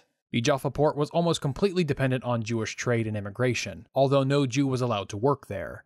When it was closed, the Jewish Agency executive demanded that the High Commissioner do one of 2 things: open the Jaffa port, or permit Jews to open a port in Tel Aviv. He did not want to open the Jaffa port by force, which would have caused bloodshed, and agreed that the Jews be allowed to develop a port in Tel Aviv. Walkup had initially asked the Jewish Agency to send Jewish workers to operate the Jaffa port, but Ben-Gurion refused, given Jaffa's reputation and not wanting to incite more violence. Jews fled towns like Jaffa, Haifa, and Hebron and relocated to Tel Aviv. Arab violence resulted in the Jews hiring even fewer Arab workers than they already were. This also led to some internal protectionism within the Jewish community, where they would found numerous organizations that would basically police the Jewish community, saying, hey, you're not buying Arab products, are you? Or you're not selling Arab-made products. You need to be selling Jewish-made products. Zionist leaders urged restraint amongst the Jews, believing it would earn them more sympathy from the British and international community. But as assaults on Jews became more frequent, it became harder to justify. Jews kept getting killed to the point where the Haganah demanded Ben-Gurion to order reprisal attacks, but he refused. The revisionists began clamoring for retaliation and eventually formed their own militia, the National Military Organization, or Etzel, but they are best known as the Irgun, and it was co-founded by Chaim Shalom Halevi and Ze'ev Jabotinsky. They originated as a sub-faction within the Haganah, but as the revolt went on and Ben-Gurion refused to approve retaliatory strikes, they would eventually split off on their own and wreak their own havoc upon innocent Arabs. Despite negotiations between Ben-Gurion and the Arab moderates falling apart, the agency would continue their efforts. In June of 1936, Moshe Sharet was sent to discuss the same proposals with Musa Alami, but he was upset with how Jewish newspapers were treating the Arab cause. Jewish newspapers continued to report the assaults and atrocities committed against Jews by Arabs, and the Grand Mufti was the central villain of their stories. When meeting with Moshe Sharet, Musa Alami complained about this vilification, asserting that any lasting peace agreement would have to involve the Mufti. He claimed that Amin was more tolerant than his public pronouncements would suggest, but at this time Jewish newspapers were also accusing the Mufti and the Arab rebels of being armed and funded by fascist Italy and Nazi Germany. Weizmann was convinced that the Axis powers were sending arms and funds to the Arab rebels. England was refusing to admit, at least publicly, that Axis encouragement and Axis money were playing a part in the Palestine riots. Up in Syria, there were some Arab politicians who believed that the Zionists held significantly more sway over the French government than they actually did. The agency would secretly send officials up to Damascus to speak with them, hoping they could intervene with the Palestinians. But by the fall of 1936, the Syrians had secured their own independence agreement with France, and thus no longer needed the alleged influence of the Zionists. Chaim Weizmann met with Iraqi Prime Minister Nouri Said in London in June of 1936. Said told Weizmann that the solution to the conflict was the creation of a large Arab federation, including Iraq, Syria, Lebanon, Jordan, and Palestine, with certain autonomy granted to the Jewish community. He then asked Weizmann to get the agency to drastically slow down or halt Jewish immigration. Weizmann actually agreed to propose a 1-year halt on Jewish immigration in order to ease tensions. This offer would have been extremely controversial, as more to unlimited Jewish immigration was the top priority of the Zionist movement, even more so than a Jewish state. Ben-Gurion was also in London at the time, and had warned Weizmann not to make this offer. Nouri Said told the British ambassador to Baghdad about the proposal before Weizmann could speak with the British. The ambassador relayed the message back to London, resulting in Colonial Secretary Ormsby Gore to ask Weizmann for a clarification. When meeting with other Zionists, Weizmann denied making the offer, but Ben-Gurion was still suspicious. Weizmann would send letters to Ormsby Gore and the Baghdad ambassador, giving his version of the discussion with Said. Said would meet with Moshe Sharet and made the same proposal, but it was also rejected. At the end of June, over 130 Arab officials and judges in the Mandate government submitted a memo to the High Commissioner, which said, "The underlying cause of the present discontent in the Arab population of all classes, creeds, and occupations is animated by a profound sense of injustice. As a result, the Arabs have been driven into a state verging on despair, and the present unrest is no more than an expression of that despair. We have no hesitation in recommending the stoppage of immigration as the only fair, humane, and honorable solution to the deadlock. We must conscientiously raise a protest against the present policy of repression." Between late spring and summer, Arab bands formed in the countryside where it was easier to conduct hit-and-run attacks, as well as commit sabotage against telephone lines, railways, electrical grids, and the oil pipeline to Iraq. They also attacked kibbutzim in Samaria and the Galilee. Most Jewish deaths were the result of Arab assailants, whereas most Arab deaths were the results of fighting with British police and soldiers. They implemented emergency measures such as charging collective fines on whole villages and cities, forcibly reopening businesses that closed for the strike, demolishing the homes of suspected insurgents, and establishing internment camps. Being found with an unlicensed weapon could get you sent to prison for 5 years, while acts of sabotage or firing on troops or police was life in prison or death. When searching for insurgents, the British would vandalize property and slaughter livestock, euphemistically referred to as Turkish methods. The Mandate government received complaints from Arabs. "This is not an appeal for mercy, but for justice and right. We refuse to believe that honest Britishers do not exist in this country." But most of the complaints also alleged that the British were under the influence or control of the Zionists. One British official, Alan Sigrist, raided the office of the Arab newspaper Al-Difa in Jaffa, injuring dozens of staffers. He had British officers conduct humiliation operations, forcing residents of Arab neighborhoods to salute them as they passed by. An Arab who attempted to assassinate him was killed, and local Arab newspapers proclaimed him a martyr. The government retaliated by blowing up 200 buildings in Jaffa, despite the attack occurring in Jerusalem. The police claimed that this was a sanitation measure to get rid of homes that were unsafe for human habitation, but in reality, they were clearing away narrow streets with winding alleyways that were difficult to police, leaving 6,000 Arabs homeless. When the Chief Justice of Palestine protested this act, he was removed from his post. Arabs responded to the police crackdowns by scattering nails across roads to pop the tires of police cars, and Arab police officers refused to either clear the streets of the nails or to arrest those responsible for setting the traps. Since the beginning of the strike, the Mufti had refrained from publicly endorsing militant acts, but as the summer came, he began embracing violence as well. His office provided monetary support to the fighters and made religious appeals to get Arabs to support the rebels. Imams spread allegations that the British were desecrating mosques and Qurans, as well as perpetuating hate against the Jews. The Supreme Muslim Council used Sharia court judges to funnel money to the insurgents, and the Mufti's office on the Temple Mount was stockpiling weapons and planning attacks. The British were very aware of this activity. Investigations were finding more and more evidence supporting that the Mufti was, in fact, arming the rebels. Walkup proposed deporting the Mufti. The Mufti is no real leader. I have a profound mistrust of the Mufti and all his works. I believe him to be not only bitterly anti-Jewish, but also anti-British and a rascal. But they refrained from entering the compound for fear of inflaming Muslim resentment further. The revolt escalated again in August 1936, when Fawzi finally crossed the border into Palestine with 300 men. It's around this time that those within the Mandate government began secretly reaching out to neighboring Arab governments to intervene. It was all in the true spirit of appeasement. Violence continued to escalate.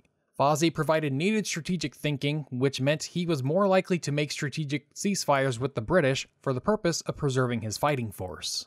Fawzi was so competent at organizing the Palestinian militias that one author blames him for why the Palestinians were never able to develop their own military hierarchy. Kawukji's rashness to act practically killed the project of forming a centralized army at birth.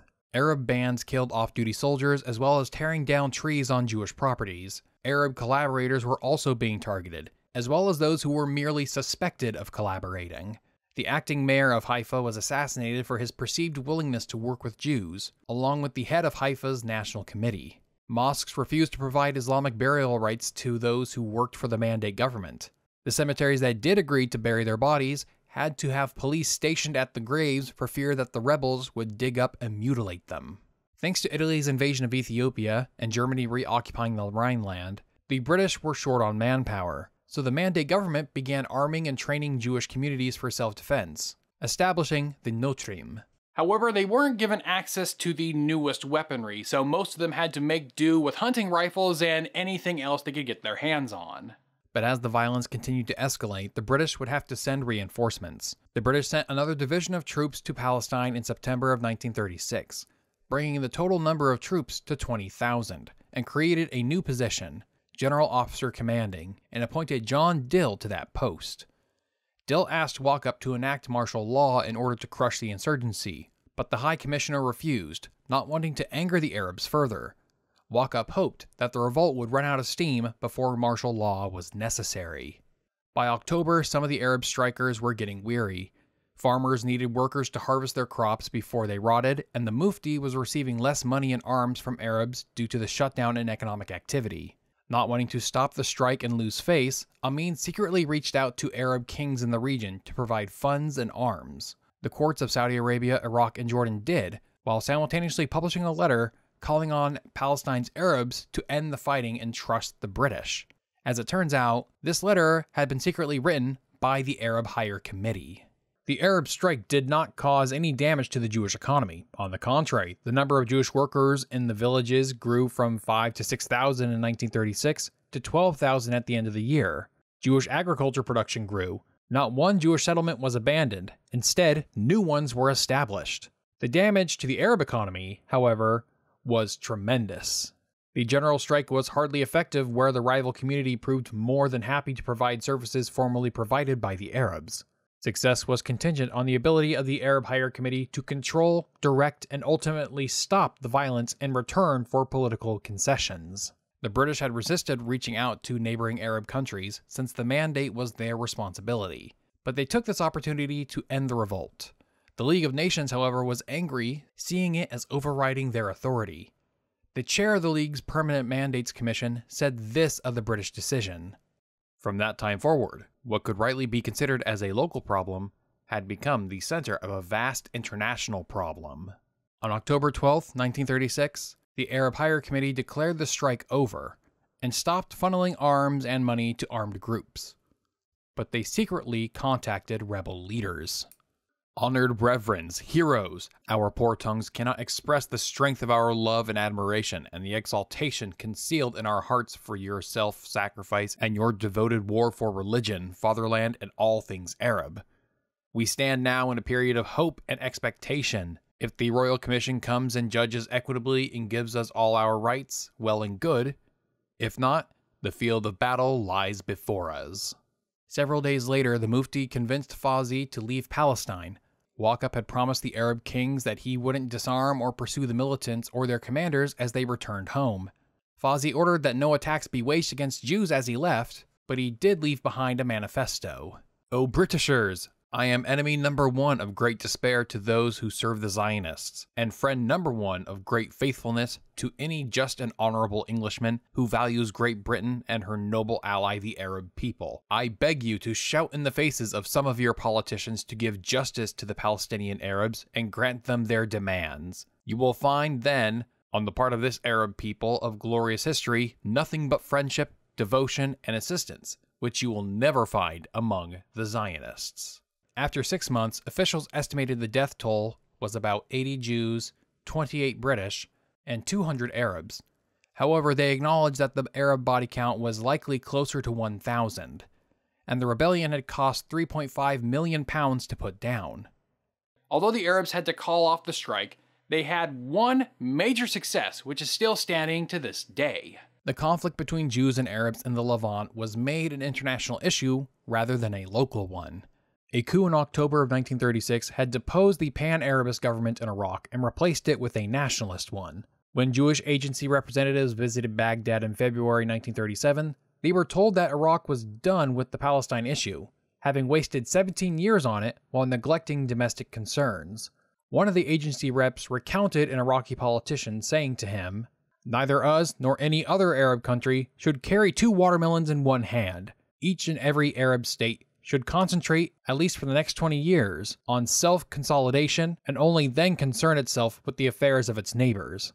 Our brothers, the Palestinian Arabs, claim that during these 20 years they will be swamped by the Zionists. This may or may not be true, yet one must not sacrifice the interests of the entire Arab East for the sake of a small Arab community totaling some 800 to 900,000 people. Palestine is no dearer to the Arab world than Lebanon, which our Syrian brothers agreed to leave in its Christian character. If the Christians are allowed to form their own government in a small part of the Arab East, surely the Jews have no lesser a right to do so." Musa Alami had spent most of this period in Europe. In September, he delivered a letter from the Mufti to Benito Mussolini, in which he asked for weapons and assistance in sabotaging the Iraqi pipeline to Haifa. He then met with Mussolini's foreign minister, Galeazzo Ciano. They orchestrated a money laundering scheme in which money would be sent to a middleman in Beirut, who would deliver the funds to the Mufti. But the Arabs were not alone in meeting with the Italians. In 1934, Chaim Weizmann had met with Mussolini, hoping to influence the Italian chairman of the League of Nations Mandate Commission. Weizmann appealed to Mussolini's desire to weaken the British position in the Near East, and discussed a possible settlement for Palestine, dividing the territory into cantons like Switzerland. Mussolini went so far as to propose a fully Jewish state. "You must create a Jewish state. I have already spoken with the Arabs. The Arabs saw the just must have their capital in Tel Aviv." Weizmann replied, "The idea you raised is a great one. When we reach the state of practicalities, can I count on your support?" "Certainly, very wise." I carried away the impression that Mussolini was not hostile to the Zionist idea, or to our work in Palestine. His suspicion and hostility were directed at the British, who in his opinion were using the Jews in the eastern Mediterranean in order to cut across the Italian control of Mare Nostrum. The violence having subsided, the Royal Commission could finally be sent to Palestine to investigate the riots in Jaffa, and now the greater conflict. It was chaired by Lord William Peel. The Colonial Secretary authorized a 6-month quota for Jewish immigrants to Palestine, restricting it to 1,800. Despite this being a drastic reduction, the Mufti was still angry, and refused to cooperate with the commission if Jewish immigration wasn't completely stopped, and threatened to restart the strike. Arab leaders tried to change his mind. Ibn Saud said it was a mistake, as did the Nashibi and Husseini clans, along with Musa Alami, Yusuf Hanna, and Fazi, while King Abdullah of Jordan said he was throwing moderates under the bus. But Amin had a keen instinct for the popular attitudes of the Arabs of Palestine, and those who cooperated with the Peel Commission would face ostracism. Ormsby Gore told Anthony Eden that the Mufti was chief villain of the peace, and that they should try and get rid of him. On November 6th, the Arab Higher Committee announced the boycott. In relation to the decision of the British government not to stop Jewish immigration, this is contrary to what the Arabs had been expecting, i.e., a complete stoppage of all forms of immigration. Whereas the strike which was declared by the Arabs, and which continued for 6 months, was nothing but a protest against the policy of the British government, which deprives the Arabs of their political rights. Therefore, the committee denounces with vigor this stand and decides not to cooperate with the Royal Commission, and asks the honorable nation, which has proved to the world at large its political maturity and strong national faith, to abide by this decision, and may God arrange matters. The Peel Commission would stay at the King David Hotel and hold hearings at a nearby government building. Chaim Weizmann was a star witness for the commission, testifying 5 times. I spoke of the 6 million Jews pent up in places where they are not wanted, and for whom the world is divided into places where they cannot live and places they may not enter. A certificate for Palestine is the highest boon. When one speaks of the Jewish people, one speaks of a people which is a minority everywhere, a majority nowhere, which is to some extent identified with the races among which it lives, but still not quite identical. It is a disembodied ghost of a race, and it inspires suspicion, and suspicion breeds hatred. There should be one place in the world, in God's wide world, where we could live and express ourselves in accordance with our character, and make our contribution to civilization in our own way, and through our own channels. During his other testimonies, Weizmann called the Arabs greedy, talking about how they had already gotten 3 large kingdoms out of the Great War, and yet still begrudged the Jews living in Palestine. The British Commission told Weizmann that it would be the Jews' job to civilize the Arabs, and that the Arab would not like it, and it would take a very long time. At first, Weizmann did not propose an independent Jewish state, but a system of parity with equal power and representation for both Jews and Arabs. During their 4th interview with Weizmann, the commissioners proposed a division, a Jewish and Arab canton, with neutral areas controlled by neither. Weizmann did not endorse the plan, pointing out that many Jews living outside the Jewish canton would be ghettoized. However, he implied that he would be open to such a solution if Jewish immigration was allowed to continue. Weizmann would also tell the commission, "The underlying cause is that we exist, and the only question you have to answer is, have we a right to exist? If you answer the question positively, everything flows from it. I have tried to cut out the core and tell you the truth. I have said all I have to say. I can add no more. I cannot plead harder than I have done. Here it is. Take it or leave it." The commission introduced the concept of partition to Weizmann in a session on January 8, 1937. I was asked how the idea struck me, and naturally answered that I could not tell on the spur of the moment, nor would I give my own impressions except after consultation with my colleagues. Actually, I felt the suggestion held out great possibilities and hopes. Something new had been born into the Zionist movement, something which had to be handled with great care and tenderness. One of the commissioners, Professor Copeland, suggested a partition of Palestine, a Jewish state with the remaining Arab lands being annexed into Jordan. This was the first mention of a 2-state solution by a British official. Weizmann didn't endorse the idea and again pointed to the complications of dividing such a small land in 2. However, he said if there was unanimous agreement and peace was involved, the Zionists would consider it. In private, however, Weizmann was ecstatic at the proposal. A few days later, Weizmann met privately with Copeland, where they discussed various versions of a partition plan. One of the plans offered the Jews part of the Negev, while another gave them the Galilee instead.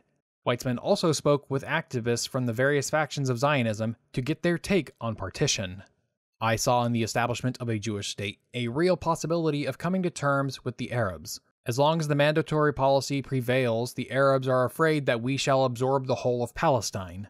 Say what we will about the preservation of their rights, they are dominated by fear and will not listen to reason. The commission would interview 80 people, but only Britons and Jews because the Arabs were boycotting the process. The Arab kings, along with the Hashibi clan, implored the Mufti to get involved, fearing that the panel would come out with a pro-Zionist proposal if they weren't. Just days before the commission was scheduled to leave, the Mufti ended the boycott. The Jewish Agency had been in secret communications with King Abdullah of Jordan for years, and Moshe Sharet met with him in November 1936 and appealed to him to intervene with the Mufti and the Arabs. Instead, Abdullah urged the agency to slow down Jewish immigration due to the Arabs being incapable of accepting transformation of any part of Palestine into a Jewish state. He did not advocate the expulsion of the Jews, so long as they remained loyal subjects to him, but he couldn't accept them as more than a third of the population. King Abdullah was the first Arab to testify, doing so in Amman. In his testimony, he condemned the Balfour Declaration and British policy up to that point. He was willing to let the Jews who were already in Palestine stay, but that they must not be allowed to be more than 1/3 of the population. Abdullah was also interested in annexing all or part of Palestine as well as Syria into Jordan, and was willing to work with the British if this could make it happen. And for years by this point, he had been in secret contact with the Jewish Agency, who gave him tips on what to say to the British in order to get what he wanted. The commission interviewed the Mufti in mid-January 1937. The Mufti said the mandate was illegitimate and that the Balfour Declaration contradicted the League of Nations' commitment to self-determination. He said that Jewish nationalism threatened Muslim holy sites and claimed that sites like the Western Wall were a purely Muslim place. He also accused the Jews of wanting to destroy the Dome of the Rock and rebuild the temple, and accused the British government of being under the control of the Zionists. My experience up till now shows that the Jews can do anything as far as Palestine is concerned. The people who have persuaded a great government like Great Britain to destroy the integrity of an Arab people in order to replace it by their own can easily do that, especially when they become the majority in the country. It is impossible to place two distinct peoples who differ from each other in every sphere of their life in one and the same country. He told the commission that creating a Jewish home in Palestine would create perpetual violence and demanded that the mandate be terminated, the Balfour Declaration renounced, all Jewish immigration be ceased, and a ban on land sales to Jews.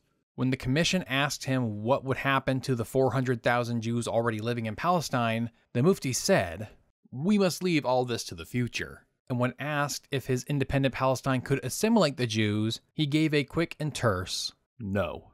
Since you demanded the establishment of a national government in Palestine, what will you do with the 400,000 Jews already living there? It will not be the first time Jews have lived under the aegis of an Arab state. In the past, it has been the Arab states which were the more compassionate to them. History shows that, during all periods, the Jews only found rest under the protection of Arab rulers. The East was always shelter for Jews escaping from European pressure. You stated that the number of Jews has increased steeply, so that the number of Arabs, which during the time of conquest was approximately 90% of the total population, has now dropped to 70%. That is correct. Notwithstanding this, if you reach agreement with the English, will you be prepared to allow the Jews to remain in the country? This is a matter for the government that will be formed to deal with at the appropriate time. Its principle will be justice, and above all else, it will concern itself with the interests and benefit of the country. Do you think the Jews will accept this declaration without receiving something more substantial? Such an oral declaration will not convince them. Jews living in other Arab states currently enjoy freedoms and rights. I feel I can safely assume what the Jews will have to say on this matter. Does His Eminence think that this country can assimilate and digest 400,000 Jews now in the country? No. Some of them would have to be removed by a process, kindly or painfully, as the case may be. We must leave all this to the future. The conversation wasn't over. You complain that there are too many Jews. Would they be safe in an Arab Palestine? That would depend on the Arab government. You think they would be able to persuade the mandatory power to destroy those mosques and to erect a temple? I know they have already demolished mosques in villages which were acquired by them. Might I repeat my question? It was whether His Eminence thinks that the Jews have so much influence within the mandatory power that they would be able to persuade them to allow them to pull down, for instance, the Mosque of Aqsa and to erect a temple. I do not imagine that the British government would do that itself, but the people who have proclaimed a great government like Great Britain to adopt a policy like the Balfour Declaration can do many things. We want it clear. The suggestion is that although the British government was still the mandatory and still bound by those articles of the mandate, that the power of the Jews would somehow imperil the British government till the Muslim holy places were desecrated or removed. I would like to answer quite frankly. If this question were put to me, I would say definitely no. But if I say no now, I will not be true to myself, because according to my information and experience, I know that the Jews have great influence in England. So the answer is yes. As far as the resulting consequences are concerned, the answer is yes. The Peel report commented on this exchange. We are not questioning the sincerity or humanity of the Mufti's intentions and those of his colleagues, but we cannot forget what recently happened, despite treaty provisions and explicit assurances to the Assyrian minority in Iraq. Nor can we forget that the hatred of the Arab population for the national home has never been concealed, and that it has now permeated the Arab population as a whole. I actually talked about this in a previous video. Basically, the Iraqi government had made some assurances to the Assyrian Christian community in northern Iraq that they would be protected. But the Iraqi military encouraged the Kurds to basically go on an ethnic cleansing spree of the Assyrians in 1931. And so that is what they are referring to. Most of the Arabs interviewed made similar statements to those of the Mufti, claiming they would not give up 1 meter of land nor allow a single additional Jew into the country, and refused to negotiate with them. One Arab testimony quoted in the report said, "You say my house has been enriched by the strangers who have entered it, but it is my house, and I did not invite the strangers in or ask them to enrich it. I do not care how poor or bare it is if only I am master in it." Anthony Eden and Walkup both called the Arab testimonies crude, rude, and self-defeating. They saw the Mufti as a radicalizing force among the Arabs, but Musa Alami, once an apologist for the Mufti, agreed with the comments. The last Arab witness was George Antonius. He accused the British of treating Jewish and Arab nationalists differently. He claimed that the Arab opposition to Zionism wasn't rooted in anti-Semitism or inability to compromise, but that the desire for independence could not accommodate compromise. He expressed sympathy for the plight of Jews in Europe, but said, if that relief is to be obtained only at the expense of inflicting corresponding distress on another people, the people of this country, then no, it cannot be done. The Commission report would say this about the general attitude of the Arabs. Though the Arabs have benefited by the development of the country owing to Jewish immigration, this has had no conciliatory effect. On the contrary, with almost mathematical precision, the betterment of the economic situation in Palestine meant the deterioration of the political situation. They called on a number of witnesses back in Britain. Winston Churchill would also be interviewed by the Commission in London. We owe to the Jews in the Christian Revelation a system of ethics which, even if it were entirely separated from the supernatural, would be incomparably the most precious possession of mankind, worth in fact the fruits of all other wisdom and learning put together. On that system, and by that faith, there has been built out of the wreck of the Roman Empire the whole of our existing civilization. Some have accused Churchill's Judeophile statements as being purely practical politics, but he has a long history of these philo-Semitic statements. Some people like Jews, and some do not, but no thoughtful man can doubt that they are beyond all question the most formidable and the most remarkable race which has ever appeared in the world. Churchill's primary criticism of the Jewish Agency was its Hebrew-only labor policy, believing incorporating more Arab labor would have ameliorated much of the animosity toward the Jews. He believed that the Jews were generating more wealth in the region that would benefit everybody. Why is there harsh injustice done if people come in and make a livelihood for more and make the desert into palm groves and orange groves? Why is it injustice because there is more work and wealth for everybody? There is no injustice. The injustice has been those who live in the country leave it to be a desert for thousands of years. They also interviewed Jabotinsky. His testimony agreed with Weizmann's. The problem was that the Jews were a minority and were on the precipice of annihilation. His main difference with Weizmann was the solution, a sovereign Jewish state, encompassing all of Palestine. The phenomenon called Zionism may include all kinds of dreams, a model community, Hebrew culture, perhaps even a second edition of the Bible. But all this longing for wonderful toys of velvet and silver is nothing in comparison with the tangible momentum of irresistible distress and need by which we are propelled. The Commission had come to the conclusion that the mandate as it was not salvageable, and that partition was the only way forward. The Commission would propose a partition of Palestine, but they didn't have an expert on the land to draw up lines, so they enlisted an irrigation expert, Douglas Gordon Harris. He had spent most of his career in India, but had spent the last year drawing up a cantonization scheme for Palestine. His testimony to the Commission said that both cantonization and federation were both unworkable. He showed the commissioners a map that divided the Arab and Jewish lands by a green line, with Jerusalem and Bethlehem excluded from either.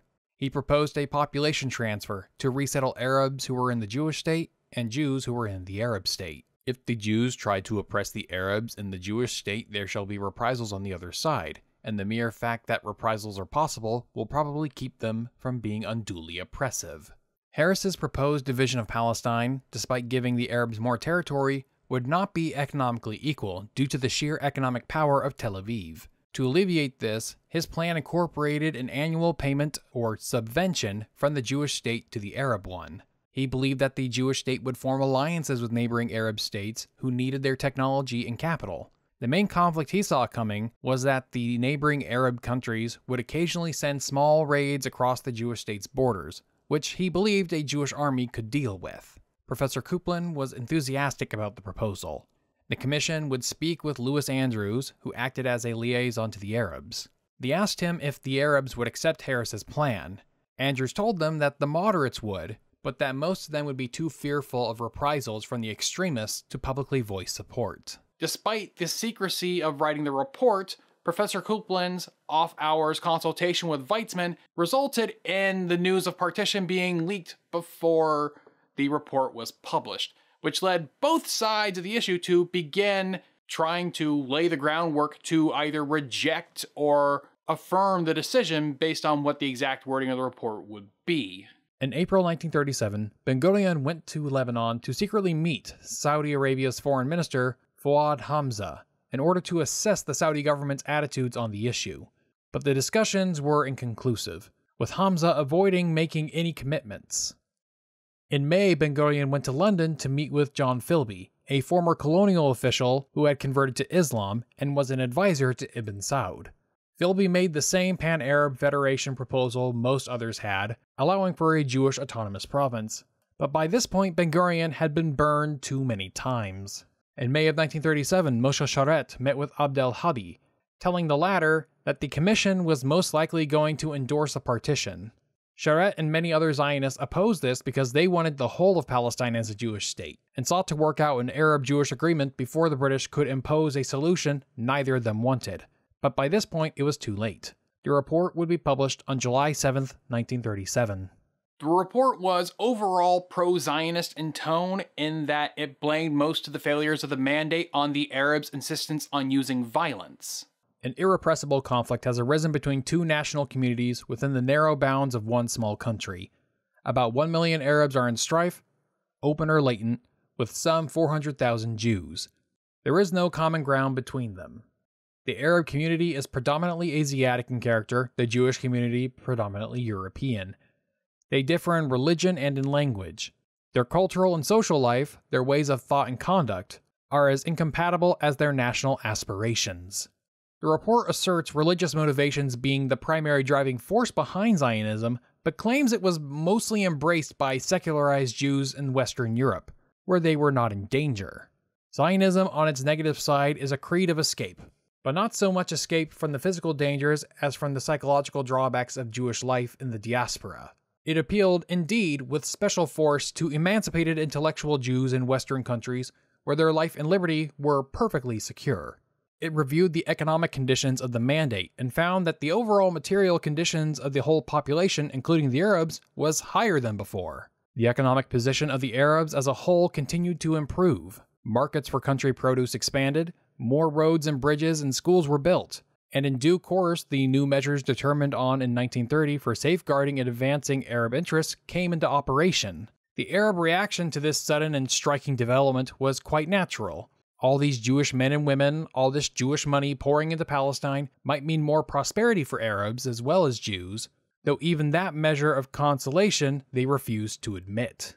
The report found that not only were Arab tenants evicted by Jewish landowners offered an opportunity to resettle by the agency itself, but the Mandate government had its own program to resettle evicted Arabs at no cost to them. Numerous laws were passed to protect Arabs from eviction.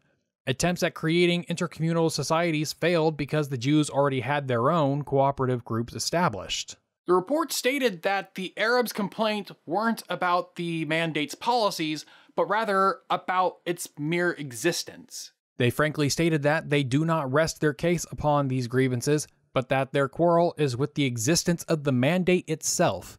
They do not accept the interpretation of the McMahon letter. They deny the validity of the Balfour Declaration. They have never admitted the right of the powers to entrust a mandate to Great Britain.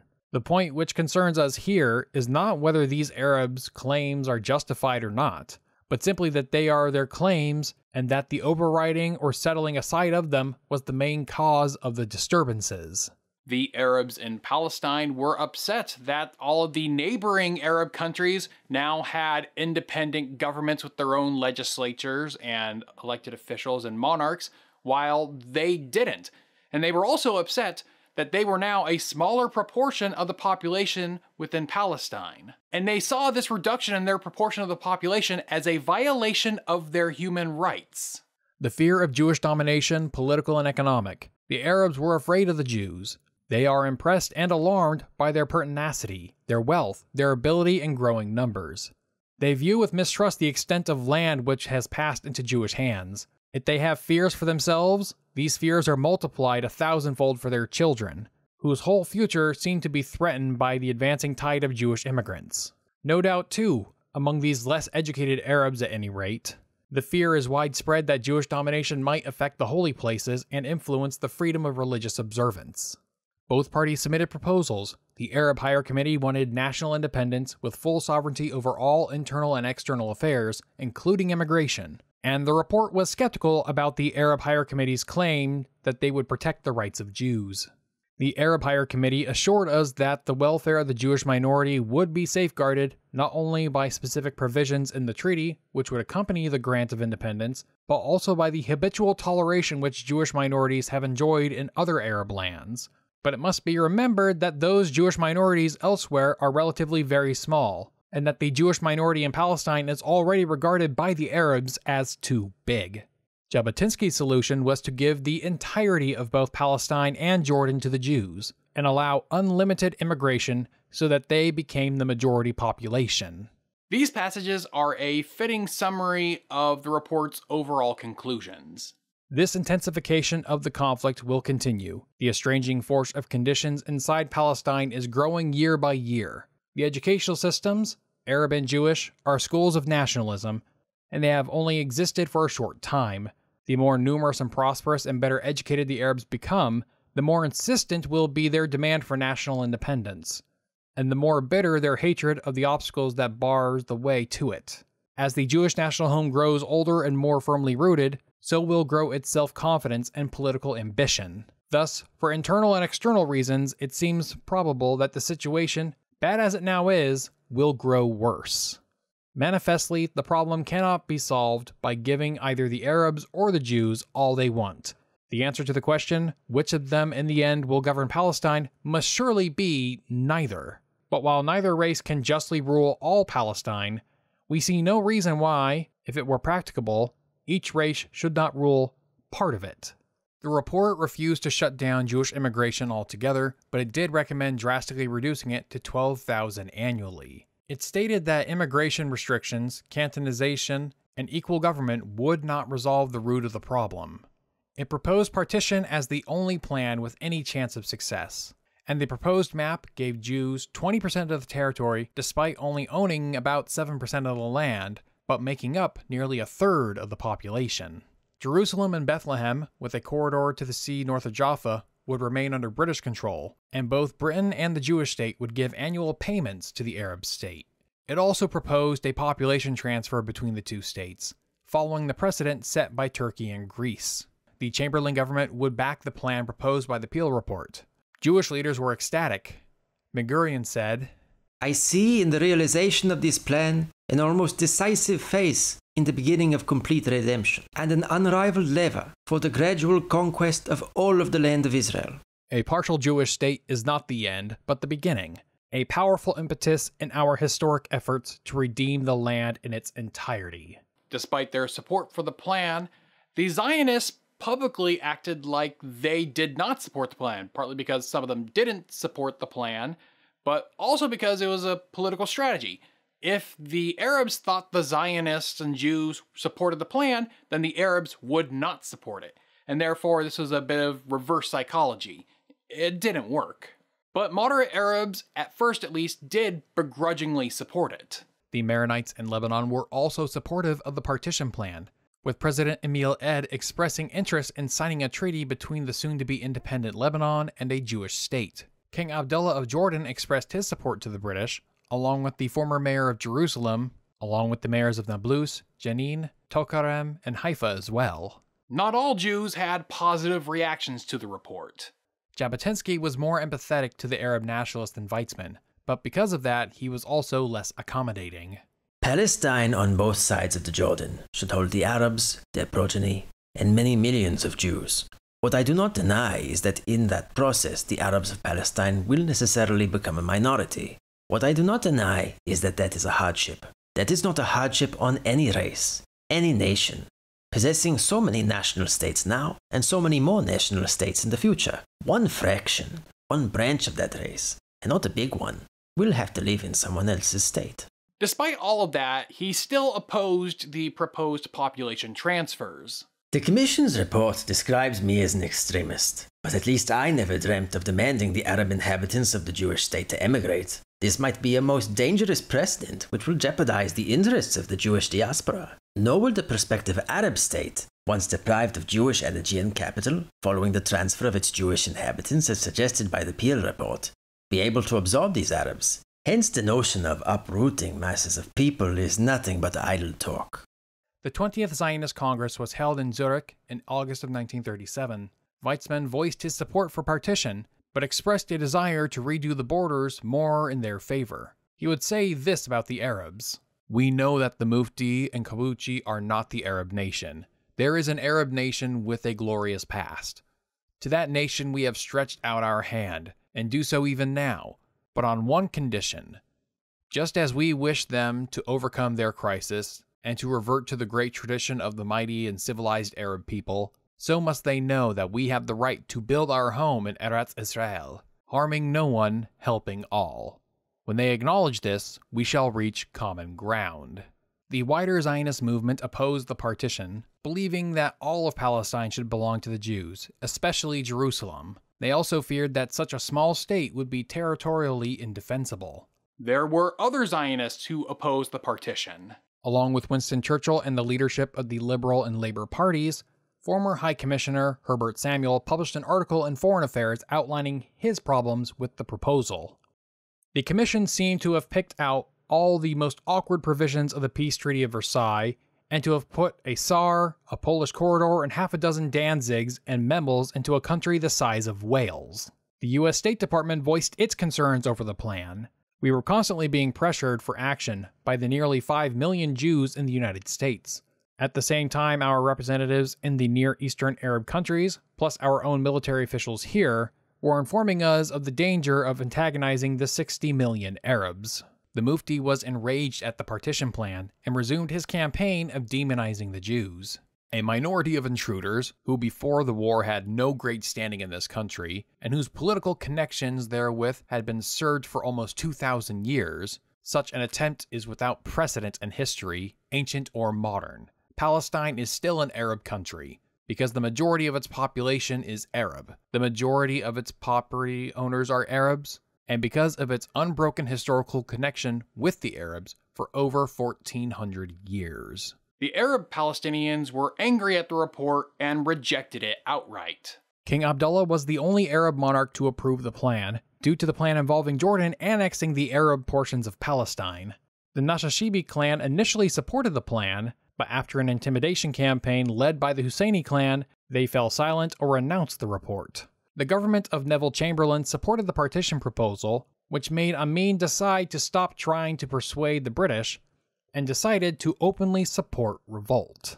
Despite having said months earlier that Iraq was done wasting time on Palestine, when the report was published, Prime Minister Hikmat Suleiman became a leading voice in the struggle, so vehement that Iraq's ambassador in London was dressed down by Anthony Eden in the Foreign Office. But Suleiman was quickly followed by most of the Arab states.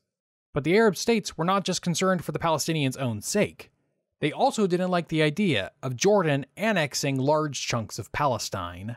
The Mufti met with the German consul to ask Germany to more loudly oppose a Jewish state, and then moved his household into the offices at the Temple Mount, which the British authorities had not been willing to enter for fear of inciting Arab riots. The Mufti began reaching out to Arab states for more support.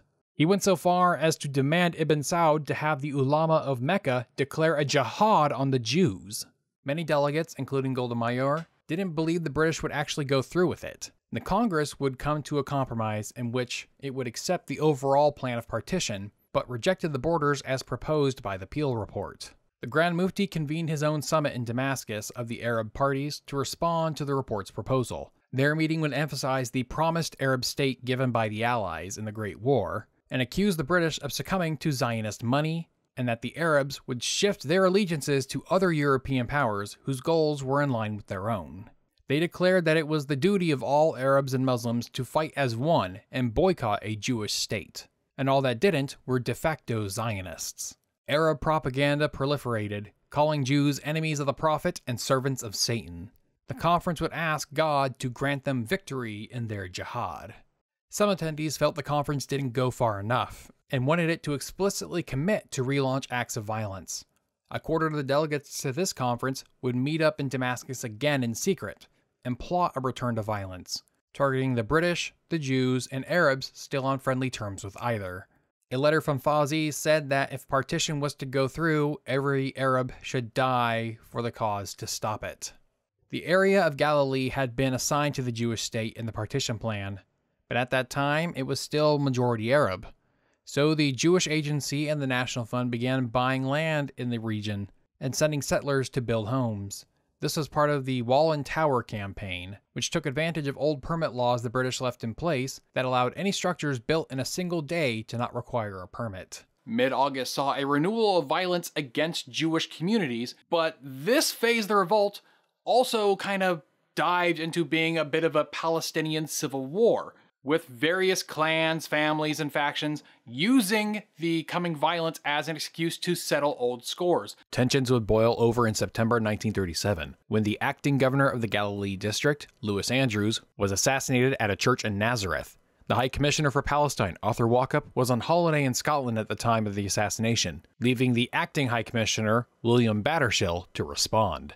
I had done what no acting person ought to do. I had changed the policy of the permanent holder of the post. It was Sir Arthur's policy to get security more by appeals to reason than appeals to force. I had perforce to change all that after Andrew's death. Walkup was so shocked by the event that he sent in his resignation while on holiday. Colonial Secretary William Ormsby Gore ordered Baderekh to take decisive action before more British officials were targeted. At the time, there was no evidence directly connecting the Grand Mufti to the assassins, but considering his role in encouraging violence amongst the Arabs, Baderekh decided to remove him from the chairmanship of the Supreme Muslim Council and arrested most of its other members, as well as those in the Arab Higher Committee. Most of those arrested were deported out of Palestine, and those that weren't escaped the country, with the plurality fleeing to Damascus and Beirut. Investigations into Andrew's death led to a group called the Brothers of Qassam, who were also behind the murder of Israel Hazan the year before, which had sparked the revolt. The group was led by Farhan Saadi, who would be arrested in Jenin during Ramadan, and was tried and sentenced to death. Baderekh wrote this to the Colonial Office: "There is no burking the fact that the situation is bad. Assassinations or attempted assassinations occur daily. Bomb throwing is comparatively common. Acts of sabotage are frequent. armed gangs are loose in the country, reprisals by Jews on a large scale have begun, the Arab assassin is quite happy provided the man he kills is a Jew, no matter how insignificant.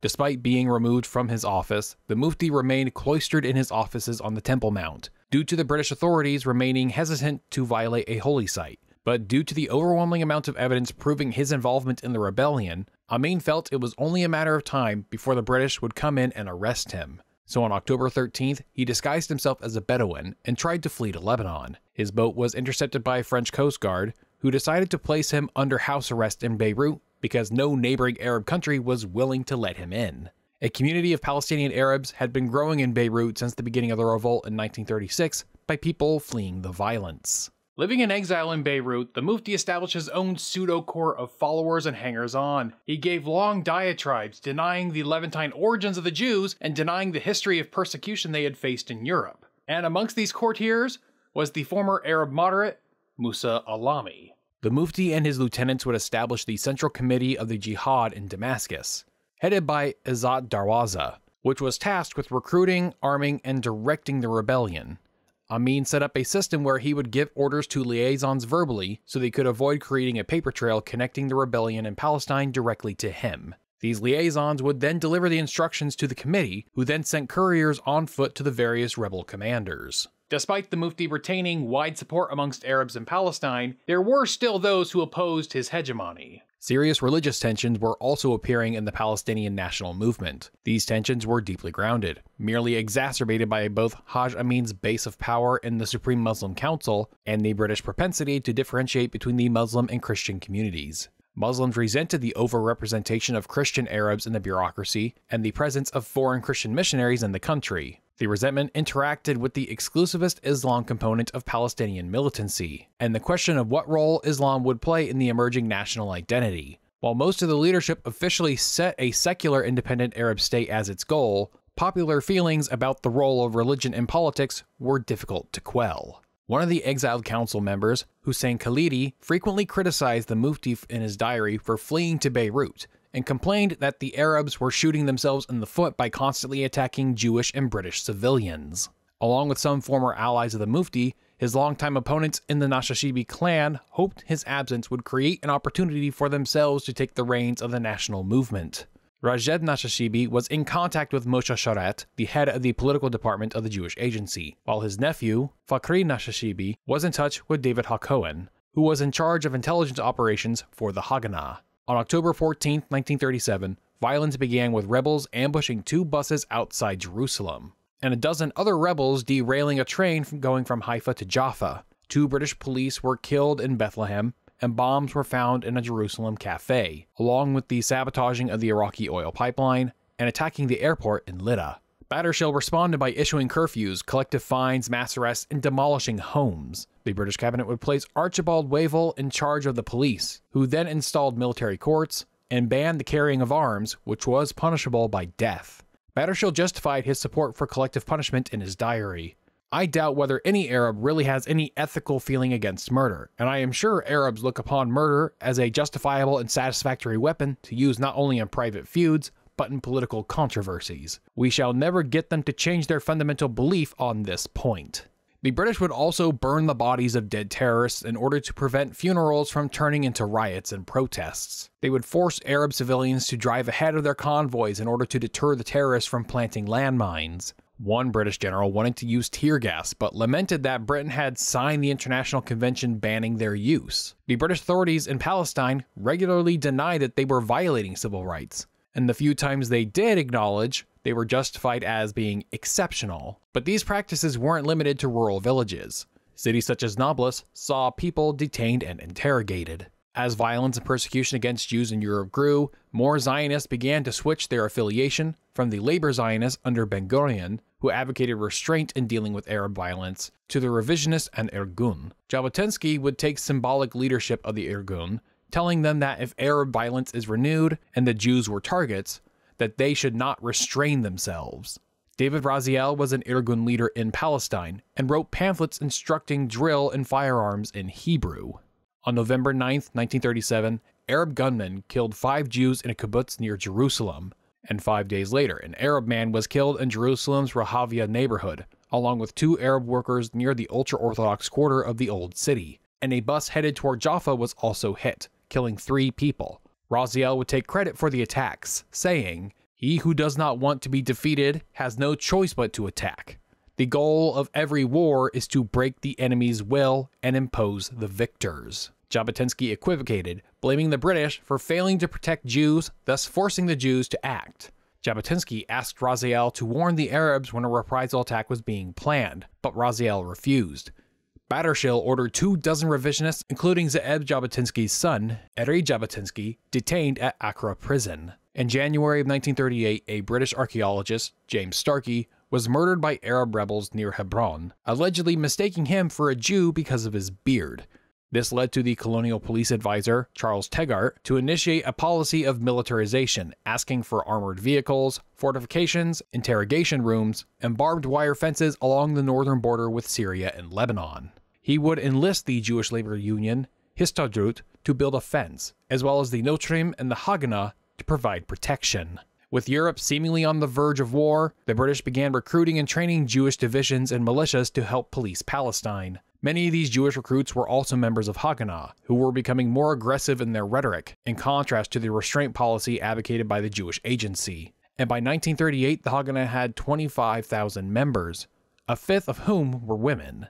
Couriers, arms smugglers, and guerrillas were frequently crossing the border between British and French mandates, to which the French refused to police, not wanting to incite another revolt in Syria.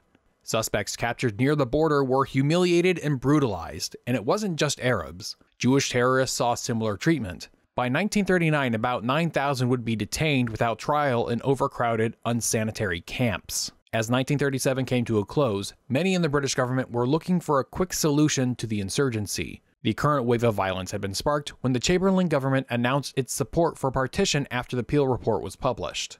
Although many in the conservative government were supportive of the Zionist project, they knew that the Jews were more open to persuasion than the Arabs, and thus began looking for a way to back out of their public commitment to the Balfour Declaration and the partition plan, without it looking like they were succumbing to terrorist threats. In steps George Rendell, a British diplomat in the Eastern Department of the Foreign Office. Rendell was an Arabist who believed that the Jews were having too much influence over British foreign policy, while the Arabs didn't have enough. The Arabs outside Palestine have a quite special connection with the Arabs in Palestine itself. The Arabs are a single race occupying a vast area not naturally divided into clearly distinct territories. Rendell was directly involved in ending the first phase of the rebellion in 1936 by secretly reaching out to the Arab monarchs without the authorization of the Foreign Office, despite it stepping on the toes of the Colonial Office. Although the administration of Palestine under the Palestine Mandate was the responsibility of the Colonial Office, the Foreign Office was inevitably much involved in all these questions, if only as being responsible for our relations both with the Arab countries and with the United States. He would later criticize the Peel Report after its publication, saying, "The Arabs are not a mere handful of aborigines who can be disregarded by the white colonizer. They do not represent a dying civilization. They have a latent force and a vitality which is stirring into new activity. They have produced and are still producing great leaders and are capable of patriotism, which it may be unwise to ignore and difficult to suppress. The ultimate importance of Arab patriotism and Muslim religious sentiment should not be underestimated. Are we not, then, by creating this little Jewish state, simply placing on the coast of Asia a kind of time bomb, which must inevitably explode? It is a thankless task to prophesy disaster, but I have seldom seen a case where disaster is approaching more inexorably." This is an early expression of what in international relations circles is called linkage, a belief that the Palestine issue is central to the Arab and Islamic world, and thus any issue there may cause disturbances in other Arab or Muslim majority countries. Rendell would advocate keeping the Jews a perpetual minority in Palestine, capping their population at 40% of the total. Rendell would win over Foreign Secretary Anthony Eden. The issue was debated in a secret cabinet meeting on December 8th, which ended with Neville Chamberlain adopting Eden and Rendell's position. They devised a plan to walk back their support of the partition plan by sending another commission to investigate, with the alleged task of drawing up partition lines, but with the implicit understanding that they were going to recommend canceling partition. Although the leadership of the Conservative Party, as well as the foreign and colonial offices, had been supporters of Zionism for some time, amongst the rank-and-file members of both departments and within the military, there had been an anti-Semitic strain going back decades. Diaries, memoirs, and correspondence from across the British service in Palestine reveal a strikingly broad consensus: affinity for the Arabs in their case, grudging admiration for the Zionists. British officers and officials had an, at best, unconscious bias against the Jews. The cause for which the Arabs were fighting was, to us, understandable and just. Their methods and the means they employed, particularly against unarmed and innocent Jews and frequently against their own people, were often barbaric and inexcusable. But as a general rule, when admiration and liking are in conflict, the latter will prevail. With the average British official siding with the Arabs, the Jews only won out as many times as they did because people in higher positions were sympathetic to their cause. People such as, of course, Arthur Walkup, who had resigned, and Louis Andrews, who had been murdered. From his court in Beirut, the Mufti initially ordered his followers not to attack the British.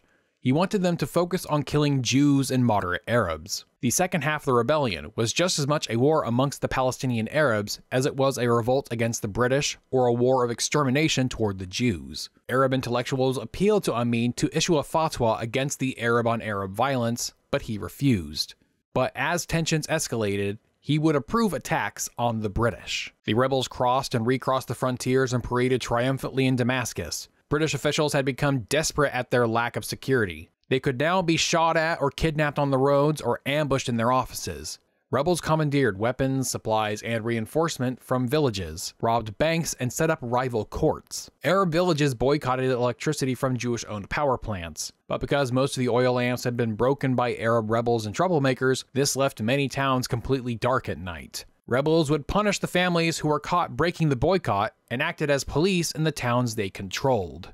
The prompt execution of petty robbers and others, and the disposal of their bodies in public places does not fail to excite terror or admiration. Beginning in 1938, the Royal Air Force were brought in to put down the rebels. RAF intelligence would try to familiarize themselves with the terrain and the tribal leaders first. If that failed, they would bomb suspected rebel hideouts from the air. And if that failed, they would tell the people in a village to evacuate and use air power to bomb it to rubble. Soldiers would go to a town suspected of harboring insurgents and force everyone to congregate in the town square, while British soldiers and local police would inspect each home. If they found any firearms, they would plant explosives and blow up the house. As this continued to happen, families would begin hiding their weapons under floorboards, in haystacks, or somewhere in the woods outside of town. By March, the Colonial Office finally found a permanent replacement for Arthur Walkup. Sir Harold McMichael was fluent in Arabic, and in his first speech, he declared his duty was to maintain British authority and restore law and order. But he was sympathetic to the Arabs, stating, "The complete confounding of those who give to history a purely economic interpretation, it is still true that man cannot live by bread alone." Despite the Mufti's intimidation campaign against the Arab moderates, some still worked with the Jewish agency behind the scenes. They would provide weapons for Fakhri Nashashibi in the winter of 1938, despite the Haganah's reluctance. The primary motivation for the Arab opposition to Amin was the assassination campaigns. Rajab Nashashibi revived a proposal Ben-Gurion previously rejected, to have armed Arab units funded by the Jews. He communicates this with Avraham Franco, the secretary of the Jerusalem municipality. "I don't lack men, and I won't lack weapons either. The government has indicated that it will be prepared to give my men the quantities of weapons they need for their defense. But I lack money to buy these people. It is essential to provide each one of them with a cloak, and in the event of a death, it is necessary to give the family a sack of rice and a sack of sugar. With a sum of 2,000 Palestinian pounds, I could roll back terror. We know where the weapons are and where the Syrian terrorists are coming from, and we have the capability of capturing them before they enter the country, and if necessary, to make war against them as well." Rajab Nashashibi focused on the politics of the Arab opposition, while Fakhri focused on the military operations. Fakhri and Sasson met with the outgoing Lebanese Prime Minister, Khair al-Din al-Adab, who distrusted the Mufti's growing camp around Beirut. They met to draw up a plan for patrolling the border to prevent the smuggling of weapons and to deliver intelligence to the French on how the Mufti was undermining their interests in the region. The Jewish agency would buy the lands of Hanita along the border with Lebanon, where a young Moshe Dayan would receive some of his earliest military experience. It was a daring but wise decision. Jewish Hanita on the Lebanese border would close the gap in the frontier through which Arab gangs infiltrated into the country, and it would demonstrate both the right of Jews to settle the land and their capacity to hold and defend it. even though Arab territory surrounded the area and there were no Jewish communities nearby. A group of Haganah and Notrim went from Haifa to Hanita with supplies to construct a settlement. They came under attack late at night, killing 2 Jews before the assailants retreated. They came under fire again on March 22nd. At midnight, we were attacked. The Arabs fired from 2 nearby hills, and it was impossible to determine their exact location. We had to make do with more or less aimless firing from our positions behind the perimeter fence. After both sides shot at each other for 80 minutes, the attackers retreated across the Lebanese border. On the 4th day, while one of our construction teams busily worked on building an access road, the Arabs attacked. This time we went out to engage the enemy. We hoped to cut off their retreat, but they were too quick and took to the hills before we could catch them. In early 1938, Weizmann was lobbying the British government from all angles and political parties. When meeting with the Prime Minister on March 10, 1938, Chamberlain assured Weizmann that they were still committed to partition. The next day, March 11th, Hitler invaded Austria. As war in Europe drew closer, Weizmann sent a letter to Ormsby-Gore offering Jewish manpower in the event of a conflict, similar to the Volunteer Jewish Corps during the First World War, in hopes of winning the support of the Foreign Office. We could form a force of something like 40,000 men now, and with increased immigration into the future state area, such a force would rapidly grow. The position is analogous to that of 1914 to 1917, if anything much more serious for everybody concerned and for us in particular. The newly appointed commission arrived in Palestine in April 1938. A mid-level bureaucrat, John Woodhead, was appointed to lead it. The Jews prepared for the commission by drafting statements and assembling charts and statistics and policy papers, trying to appeal to the British sense of fair play. The Arabs, however, planned to boycott the commission, while the Mufti urged Muslims across the Arab world to protest in solidarity, and declared cooperation with the commission to be treason. Posters appeared across Palestine instructing people to kill every Arab who communicates with the commission in any form. They also published blacklists of people at mosques, with bounties placed on their heads. King Abdullah was the only Arab to openly work with the commission. He sent them a proposal that called for Palestine to be annexed by Jordan, which would allow Jews representation according to their proportion of the population, and allow moderate immigration into their designated districts. There was immense popular backlash against King Abdullah, who responded, "The Arabs are as prodigal in selling their land as they are useless in wailing and weeping." Abdullah's government had been secretly receiving payments from the Jewish Agency to keep it afloat financially, and was constantly on the verge of bankruptcy. He believed the Jews would be financially beneficial to his kingdom, and he wanted Palestine's ports. Yusuf Hanna, the owner of the Philistine newspaper which regularly published anti-Zionist tracts, would tell the New York Times, "Any Arab would openly admit in private how much plenty and progress the Jews have brought him and his country in the course of their building up a national home. The people of Transjordan have not been dreaming of being annexed to Palestine for the purpose of being attached to Nablus, Beersheba, and Hebron, but have been dreaming of being attached to that piece of Europe that has been so suddenly established in Palestine." Despite its draconian laws on the illegal possession of firearms, the Mandate government had only executed 3 people for it since 1936, but all 3 had been Arab. In April of 1938, a cell of 3 Jewish immigrants from Poland attacked a bus filled with Arabs leaving from Jauna. They were members of Batar, a youth wing of the Irgun, and led by Shlomo ben Yosef, who had immigrated to Palestine illegally. When he and his 2 comrades attacked the bus, they fired several gunshots, all of which missed, and the grenade they threw failed to detonate. All 3 would be arrested and detained at the prison in Accra. Of the 3 Batar youths, 1 was declared a criminal lunatic and another was declared to be too young, and were therefore immune from the death penalty. But Ben Yosef was ruled to be of sound mind and legal age for execution. Zionist and Zionist sympathizers in Palestine, Europe, and America lobbied the British and Mandate governments to change the sentence. While awaiting his execution, Ben Yosef wrote a letter to his friends in Batar. "Friends, tomorrow I am going to die by hanging, and is there another man happier than I? I am going to die with the complete confidence that the state of the Jews will rise despite all of the obstacles. Long live Ze'ev Jabotinsky. Long live the state of the Jews and its historic borders. Long live the fighting Hebrew youth."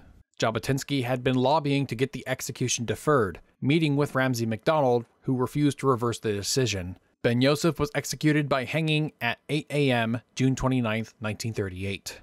Protesters clashed with the police in Tel Aviv, while synagogues in Poland held memorials, while protests were held outside British embassies in the Baltic.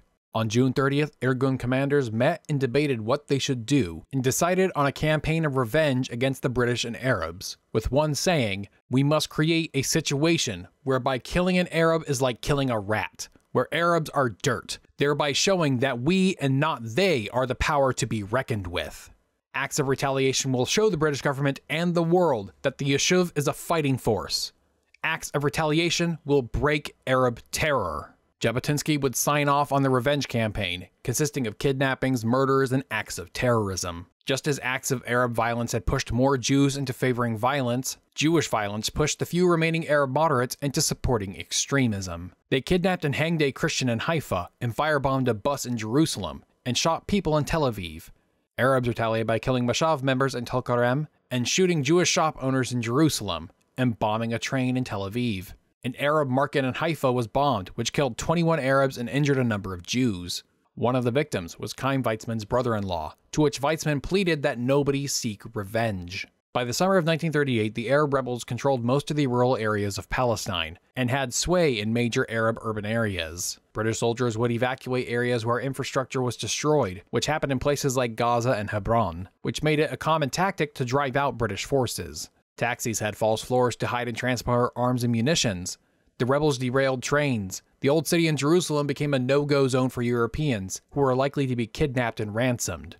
It was also difficult for Arab shopkeepers, who faced regular looting and arson, with police having little to no presence. Mid-1938 saw another change in tactics.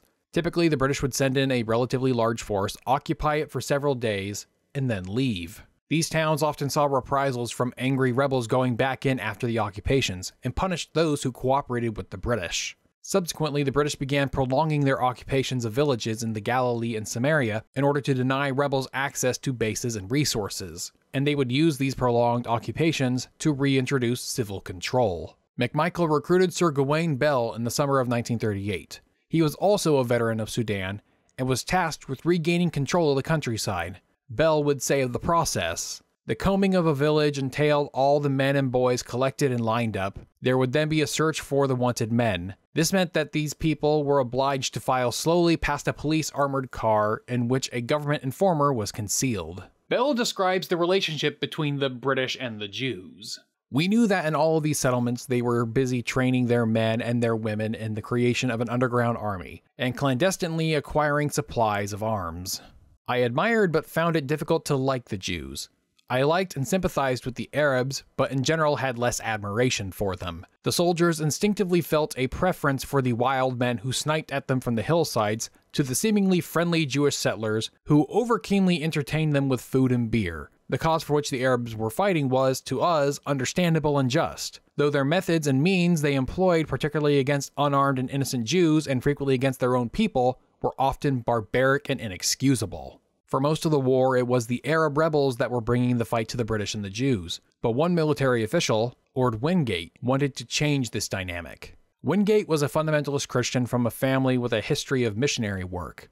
He claimed to have received visions from God, which told him to learn Arabic and Hebrew. He would eventually be posted to Palestine in 1936 as an intelligence officer, where he became a devoted Zionist, making friends with prominent members of the Jewish Agency. By 1938, the Arab rebels had banked on a strategy of attacking undefended targets at night, especially the oil pipeline coming in from Iraq. With permission from the colonial police and the British military, Wingate created his own special units of volunteers dubbed the Night Squads, who would ambush Arab rebels launching attacks on seemingly unguarded targets. He primarily recruited Jewish fighters from the Notrim and Haganah, who were more likely to be fluent in Arabic than the British soldiers. Among his recruits was Moshe Dayan, recruited from the Notrim. His work with the Jewish fighters would earn him the nickname of Lawrence of Judea. The summer of 1938 is when the British would finally start turning the tide against the Arab rebels, but it would require oppressive tactics to succeed. Mandate authorities practiced collective punishment for communities where murders happened, or were suspected of aiding the rebels. Villages and homes were inspected at random, breaking down doors, smashing furniture, and spoiling food. They also had a penchant for demolishing or burning down the homes of families merely suspected of being or aiding terrorists. And suspects held in camps would occasionally die of heat exhaustion. The British justified collective punishment based on a belief that the Arabs placed greater value on the collective than the individual, and thus collective punishment was the only way to show them that they were serious. Some of the Zionists supported these policies, such as Moshe Sharet, who suggested that if the authorities couldn't pinpoint the exact village a suspect came from, they should target all the villages in the area. Some villages were entirely depopulated, its residents relocated to camps and other towns, which was followed by demolishing the homes left behind. The British even implemented an internal visa system, requiring people to get permission to leave their hometown or village. The villagers were stuck in a catch-22. If they supported the rebels, then the British would enact immense punishment on them. But if they cooperated with the British, the rebels would enact revenge. The use of strong measures such as imposing fines on entire communities or destroying houses or shooting and killing people, even if only during the course of a confrontation, foments discontent among the British. The measures cause suffering to good people along with bad, and are all the more troubling when British officials and soldiers are killed. In the summer of 1938, rumors spread that the British were planning on removing the Galilee from the Jewish portion of the partition, which accelerated land purchases and construction. Galilee is in danger. We need to conquer the lands at once. Without conquest, there is no value to purchase. Some Zionists within the Mapai called for the Jewish Agency to declare independence, though officials like Moshe Sharet thought this was crazy. A growing number of British officials in Palestine began recommending the Home Office to grant independence to the Arab Palestinians immediately in order to win their support in the oncoming war in Europe. In July 1938, a bomb exploded on a bus driving through the Arab quarter of Haifa. A crowd of local Arabs gathered and started throwing stones at passing Jewish cars. A Jewish businessman was dragged from his vehicle and stabbed to death. A Jewish policeman apprehended the murderer and handed them over to an Arab officer, who proceeded to let the murderer go. This behavior resulted in mass firings of Arab officers, which weakened police manpower, thus requiring them to work more closely with Jewish officers, which subsequently caused more anger amongst the Arabs. By 1939, all Arab police had been disarmed or reassigned to clerical jobs. July 1938 saw 60 Jews killed across the country, by far the bloodiest month since the uprising began. But the monthly toll for Arabs was over 100. For the first time since the Great Revolt began, for the first time in Palestine's history, Jews were killing more Arabs than the reverse. Ben-Gurion said of the violence, "Poor peasants went to their city to sell the fruits of their labor. Straight, honest men, and here come masses of Jews and kill them. What is the Arab to think? Does it not immediately create dozens, hundreds of new terrorists?" Harold McMichael wrote to the Secretary of the State for the Colonies, "The position is deteriorating rapidly and has reached a stage at which rebel leaders are more feared and respected than we are. The movement is definitely a national one, though financed partly by blackmail levied on large scale in the country. It's an attempt to achieve the complete reversal of government policy regarding partition and Jewish immigration. However much the villagers may groan under the bandits, they will not turn to us for two reasons. A, because they fear being swamped by the Jews, and B, because we are not in a position to protect them." In September 1938, an army truck ran over a mine near Al-Bassa, killing an officer and 3 soldiers. The next morning, British troops entered Al-Bassa, shot 4 people, beat numerous residents with their rifles, and searched and looted their homes. One British official responded to complaints about reports of abuse from British soldiers. In the conditions of sub-war, which we now see in Palestine, there is bound to be a good deal of rough play by troops and police, and, though this could hardly be admitted in public, it is justifiable up to a point as a means of convincing the inhabitants that terrorism and the shielding of terrorists do not pay. Ben-Gurion was one of the few Zionist leaders capable of looking at the situation from both Arab and British perspectives. Let us not delude ourselves. We are facing not terror but war. This is a national war the Arabs have declared upon us. Terror is just one of its means. This is the active resistance of the Arabs of the land of Israel to the plunder of their homeland by the Jews. That is how the Arabs see things, and that is why they fight. When a nation fights the expropriation of its country, it does not get tired so easily. This blood war is just one manifestation of the conflict. The Arab-Jewish fight is fundamentally political, and on the political level, it is as if we are the aggressors and the Arabs the defenders. In the political battle, they have the advantage. The soil, villages, mountains, and roads are in their hands. The country is in their hands, because they inhabit it. And we just want to come and take hold of it. As they see it, we want to take the land from their hands while we are still outside it. The moderates continued to secretly work with the Zionists. Fakhri Nashashibi orchestrated a propaganda campaign against the Mufti in the fall of 1938. which was directed at Arab Palestinians and the wider Arab world. The Mufti is criticized for hijacking the Arab national movement for his own personal gain. They published a pamphlet titled A Voice from the Graves of Palestine, blaming the Mufti for the deaths of thousands of innocent Arabs killed in Arab-on-Arab violence. Fakhri also established his own armed group after the assassination of his ally, Ibrahim Abd al-Razak, which he called peace units in the Ramallah region. Similar groups would be established in Samaria, Hebron, and Galilee. He would claim that 70% of Palestinian Arabs were against the Mufti, and that the Mufti was not their legitimate representative. Although the tide on the ground in Palestine had begun to shift, dark clouds were gathering in Europe. On September 30th, 1938, Prime Minister Neville Chamberlain met with Adolf Hitler and Benito Mussolini in Munich. The three signed an agreement in which Britain and France would allow Germany to annex the Sudetenland in Czechoslovakia. Chamberlain returned to Britain with the agreement in hand, infamously proclaiming it to be peace in our time. This morning, I had another talk with the German Chancellor, Herr Hitler. And here is the paper which bears his name upon it as well as mine.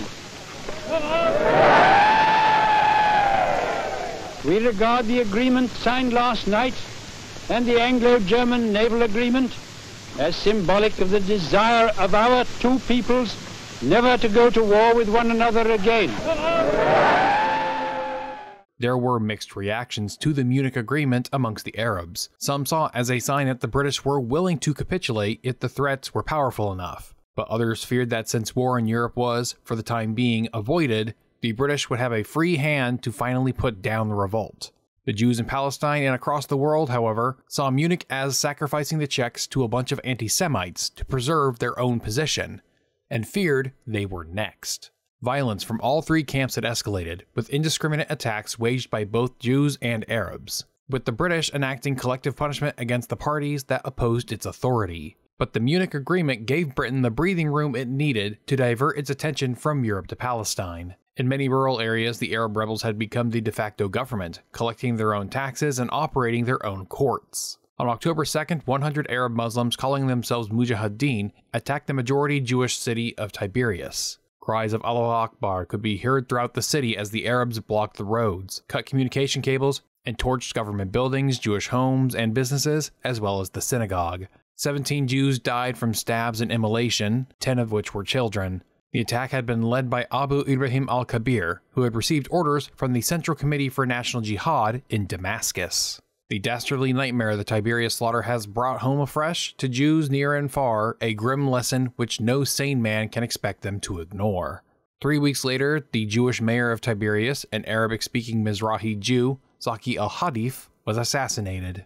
The assassination appeared to teach a second grim lesson. The new Palestine that was emerging would have no room for a man like him, as Jewish as he was Arab. One nation was destined to dominate the other. The only question was which would be which. The rebels had control of Beersheba, Gaza, and Jericho, while Jaffa was plagued by indiscriminate violence. The rebels would temporarily gain control of Bethlehem, burning down the government buildings there.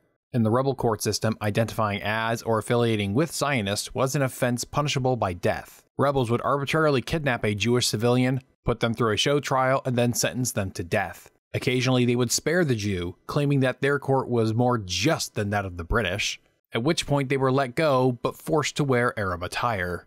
Sir Edmund Ironside, head of the British General Staff, went to Palestine to review the situation, approving additional troops to be sent. British troops began arriving in Haifa in October, bringing the total number up to 30,000. Rebels had managed to take control of the Old City Jerusalem, flying the flag of the rebellion over the Damascus Gate. This was one of the first targets the British tried to pacify. They began to besiege the Old City on October 19th. They entered the city, bisecting the rebel forces along Al-Wad Street. The British soldiers had local residents walk ahead of them in order to deter rebel snipers. The rebels would either flee the city or flee to the Haram al-Sharif, which the British still refused to enter. The British soldiers managed to regain control of the Old City with less loss of life than the rebels had suffered trying to capture it.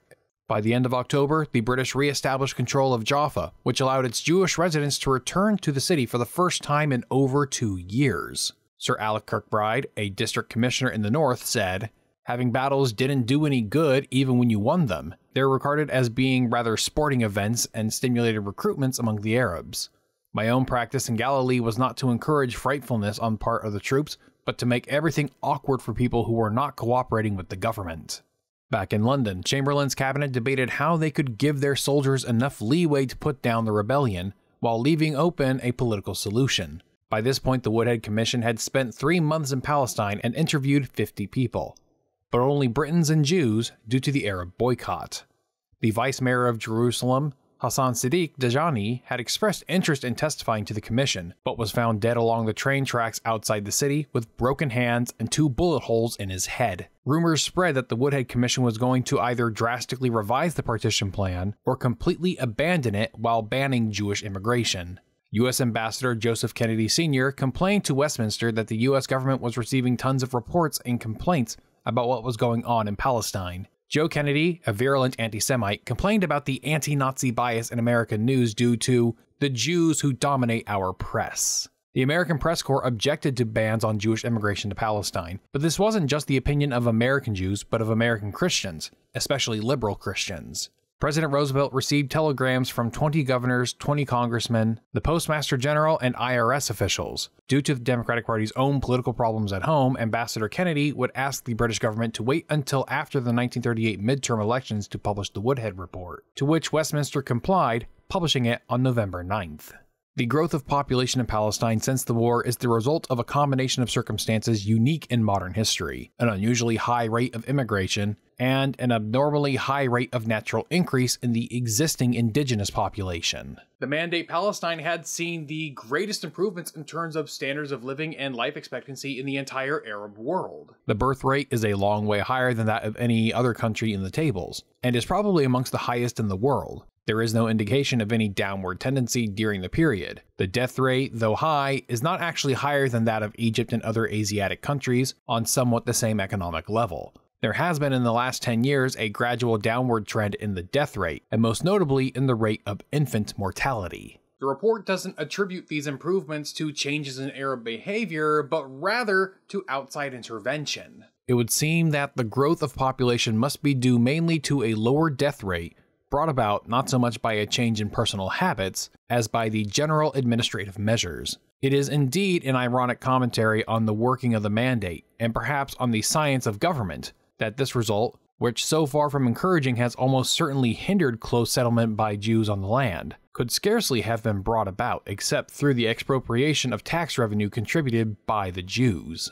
This was the proof of what Zionists had been claiming for a couple of decades. They had argued that their presence would improve the lives and standards of living of the native Arab population. They had brought their skills and their resources, which provided more resources not only through the market economy, but also provided substantially more tax revenue for the government to build infrastructure and provide social services. It's essentially the same argument you hear from pro-immigration advocates today. Newcomers not only obtain a better life for themselves, but they also improve the lives of the people who are already here. But the Arabs of Palestine had a similar response to this as modern xenophobes and restrictionists did. But they called the immigrants invaders, complained about how the Jews were taking their jobs, and claimed that they were being replaced and that this was part of a global Jewish conspiracy. And they opposed any solution that would threaten their privileged status, opposed any measure that would place them on equal legal, material, or moral footing with the Jews. Chamberlain's government had sent the Woodhead Commission to provide them with an excuse to cancel the partition plan, and although the commission proved that all of the promised benefits of Jewish immigration had been delivered, they had long ago come to the conclusion that there was no reasoning with the Mufti or the Arab national movement. There is a deep-seated hostility to partition in any form among the Arab population of Palestine, and that we are convinced that the plan recommended by the Royal Commission would lead to an outbreak of general rebellion, which could only be put down by stern and perhaps prolonged military measures. The Commission refused to speak with the Jewish Agency directly, believing that consulting them, while no major Arab body participated, would inflame popular Arab anger. So the Commission decided to reward the Mufti and the Arab Higher Committee's intransigence. It proposed 3 plans. Plan A was the original plan outlined in the Peel Report, which required population transfers, but both the government and the commissioners had rejected this plan outright. Plan B would take the original partition map, but transfer the Galilee to the neutral British-controlled state. This plan had one of the 4 commissioners' support, but the other 3 rejected it on grounds that the Arabs would never accept it. Then there was Plan C, a Jewish state along the coast, from Tel Aviv to Zichron Yaakov, with an enclave around Rehovot, which would have left the Jewish state with less than 500 square miles. The rest of Palestine, minus Jerusalem and the Negev, would become a new Arab state. 2 of the 4 commissioners endorsed this plan as the only partition plan with any possibility of working, but still believed it wouldn't due to the Arabs rejecting the concept of partition outright. And around this time, another bombshell would be published. The Arab Christian George Antonius published his book, The Arab Awakening, which contained never-before-published letters between Henry McMahon and the Sheriff of Mecca during the Great War. The letters show McMahon promising the Arabs independence if they rose up against the Ottomans. In the book, Antonius decried the Jewish presence in Palestine as only benefiting rich Arab landowners. The fact must be faced that the violence of the Arabs is the inevitable corollary to the moral violence done to them, and that it is not likely to cease, whatever the brutality of the repression, unless the moral violence itself were to cease. What you need to realize is that in this sentence, the moral violence Antonius is talking about is the mere presence of Jews in Palestine. There is no room for a second nation in a country which is already inhabited, and inhabited by a people whose national consciousness is fully awakened, and whose affection for their homes and countryside is obviously unconquerable. There seems to be no valid reason why Palestine should not be constituted into an independent Arab state, in which as many Jews as the country can hold without prejudice to its political and economic freedom. And he would blame an international Zionist conspiracy for the failure of the Arab cause. Zionist propaganda is active, highly organized, and widespread. The world press, at any rate, in the democracies of the West, is largely amenable to it. It commands many of the available channels for the dissemination of news. Arab propaganda is, in comparison, primitive and infinitely less successful. The Arabs have little of the skill, polyglottic ubiquity, or financial resources which make Jewish propaganda so effective. The result is that for a score of years or so, the world has been looking at Palestine mainly through Zionist spectacles and has unconsciously acquired the habit of reasoning on Zionist premises. Zionist leaders were extremely upset by the Woodhead Report, and the Palestine Post referred to the allotted territory to the Jews as a concentration camp. They were distressed at the sudden reversal in political fortune, just as the situation in Europe got drastically worse. On November 7th, Herschel Grenspan, a Polish Jew living in Paris, assassinated the German diplomat Ernst von Roth. The Nazi Party used this as an excuse to initiate a mass pogrom across Germany, which would be dubbed Kristallnacht. 30,000 Jews were sent to the concentration camps at Dachau, Sachsenhausen, and Buchenwald, and at least 100 were killed. When meeting with Foreign Secretary Anthony Eden, Chaim Weizmann said, "The fire from the synagogues may easily spread from there to Westminster Abbey and the other great English cathedrals. If a government is allowed to destroy a whole community which has committed no crime save that of being a minority and having its own religion, if such a government in the heart of Europe is not even rebuked, it means the beginning of anarchy and the destruction of the basis of civilization. The powers which stand looking on without taking any measures to prevent the crime will one day be visited by severe punishment." David Ben-Gurion would say of Kristallnacht, "The month of November 1938 marks a new era, perhaps one never seen in the history of our people's torment. This is not merely organized destruction, systematic physical elimination accompanied by the sadistic abuse of a community of 600,000 Jews, but a signal for the annihilation of the Jewish people the world over. I hope I am wrong, but I fear this is just the beginning." To the Jewish Agency, the need for an independent Jewish state became even more concrete. David Ben-Gurion would tell the Histadrut, "Moreover, we are not yet cognizant of all the dangers facing us. There is no way of knowing what will happen in another few years. The threat of another world war and an attendant Holocaust hangs over our heads. We cannot prevent this terrible catastrophe, but our fate on Judgment Day, if it comes, will depend on the strength that we have accumulated in this country. Immigration during the next few years will determine our entire future. Therefore, we are now concentrating on the political sphere, where the immigration question will be decided." The Chamberlain government concluded that there was no good political or financial solution to the Palestine problem, stating, "It is clear that the surest foundation for peace and progress in Palestine would be an understanding between the Arabs and the Jews. Knowing the Arabs would never accept an independent Jewish state, and that the Jews would never accept Arab governments without protections, The Chamberlain government decided to call a conference at St. James Palace to hammer out an agreement between the Jews and Arabs. Prior to the conference, Colonial Secretary Malcolm MacDonald implemented a drastic cut in Jewish immigration to Palestine, and placed on the table the option of ceasing all immigration in an independent Palestine. In a private letter, Neville Chamberlain said, "If we must offend one side, let us offend the Jews rather than the Arabs." The Mufti was not happy with the Woodhead report either. The Arab Higher Committee approved his conclusion against partition, but expressed annoyance that it took the British so long to reach it. All things based on wrong are wrong. Any future scheme to benefit the Jews at the expense of the Arabs will meet with the same fate. However, the committee rejected the London Conference if the Jews were given a seat. They also alleged that nobody within the Palestinian Arab community had legitimacy to represent them other than they and the Mufti, who were at the time explicitly excluded. The British privately acknowledged what they said was true, but nobody was certain how much of their authority lay in threats of violence or genuine loyalty. British reputation had taken a hit in the United States after the Munich Agreement, so Anthony Eden accepted an invitation to speak with the National Association of Manufacturers at a meeting in New York in order to improve public relations in December of 1938.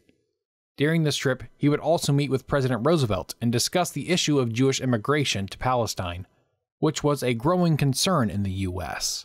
The increasing violence of the horrible persecution of the Jews by the Nazis had by now swung public opinion solidly to the Zionist cause. The United States threw its whole weight into the scale on the same side, and it became clear that we should lose much American support in our impending conflict with Germany if we continued to treat the Palestine problem as a local Middle Eastern issue.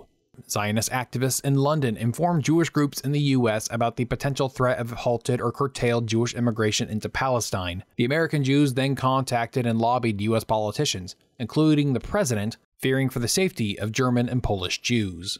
Secretary of State Cordell Hull had asked Ambassador Robert Bingham in London to bring this up off the record back in 1936, and a similar event occurred in April 1937, before the publication of the Peel Report. In October 1938, Hull asked the new ambassador, Joseph Kennedy Sr., to inform Lord Halifax that the U.S. government had received thousands of letters from people concerned about the safety of Jews in Europe if immigration to Palestine was restricted.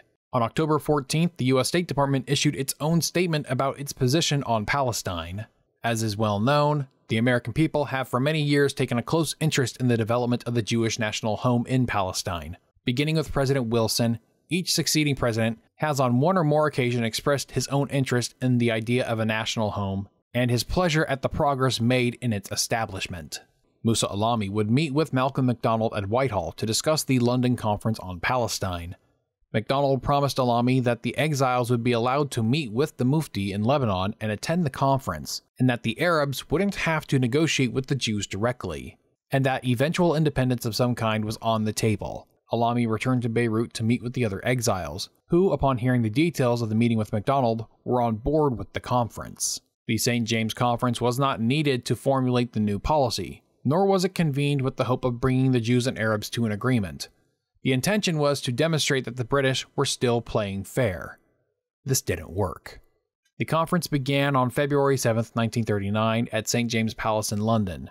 Representing the British were Prime Minister Neville Chamberlain, Foreign Secretary Lord Halifax, and Colonial Secretary Malcolm MacDonald. The Jews and Arabs had to be hosted in different rooms, thus forcing Chamberlain to give his opening remarks twice, with Lord Halifax and Secretary MacDonald running the proceedings.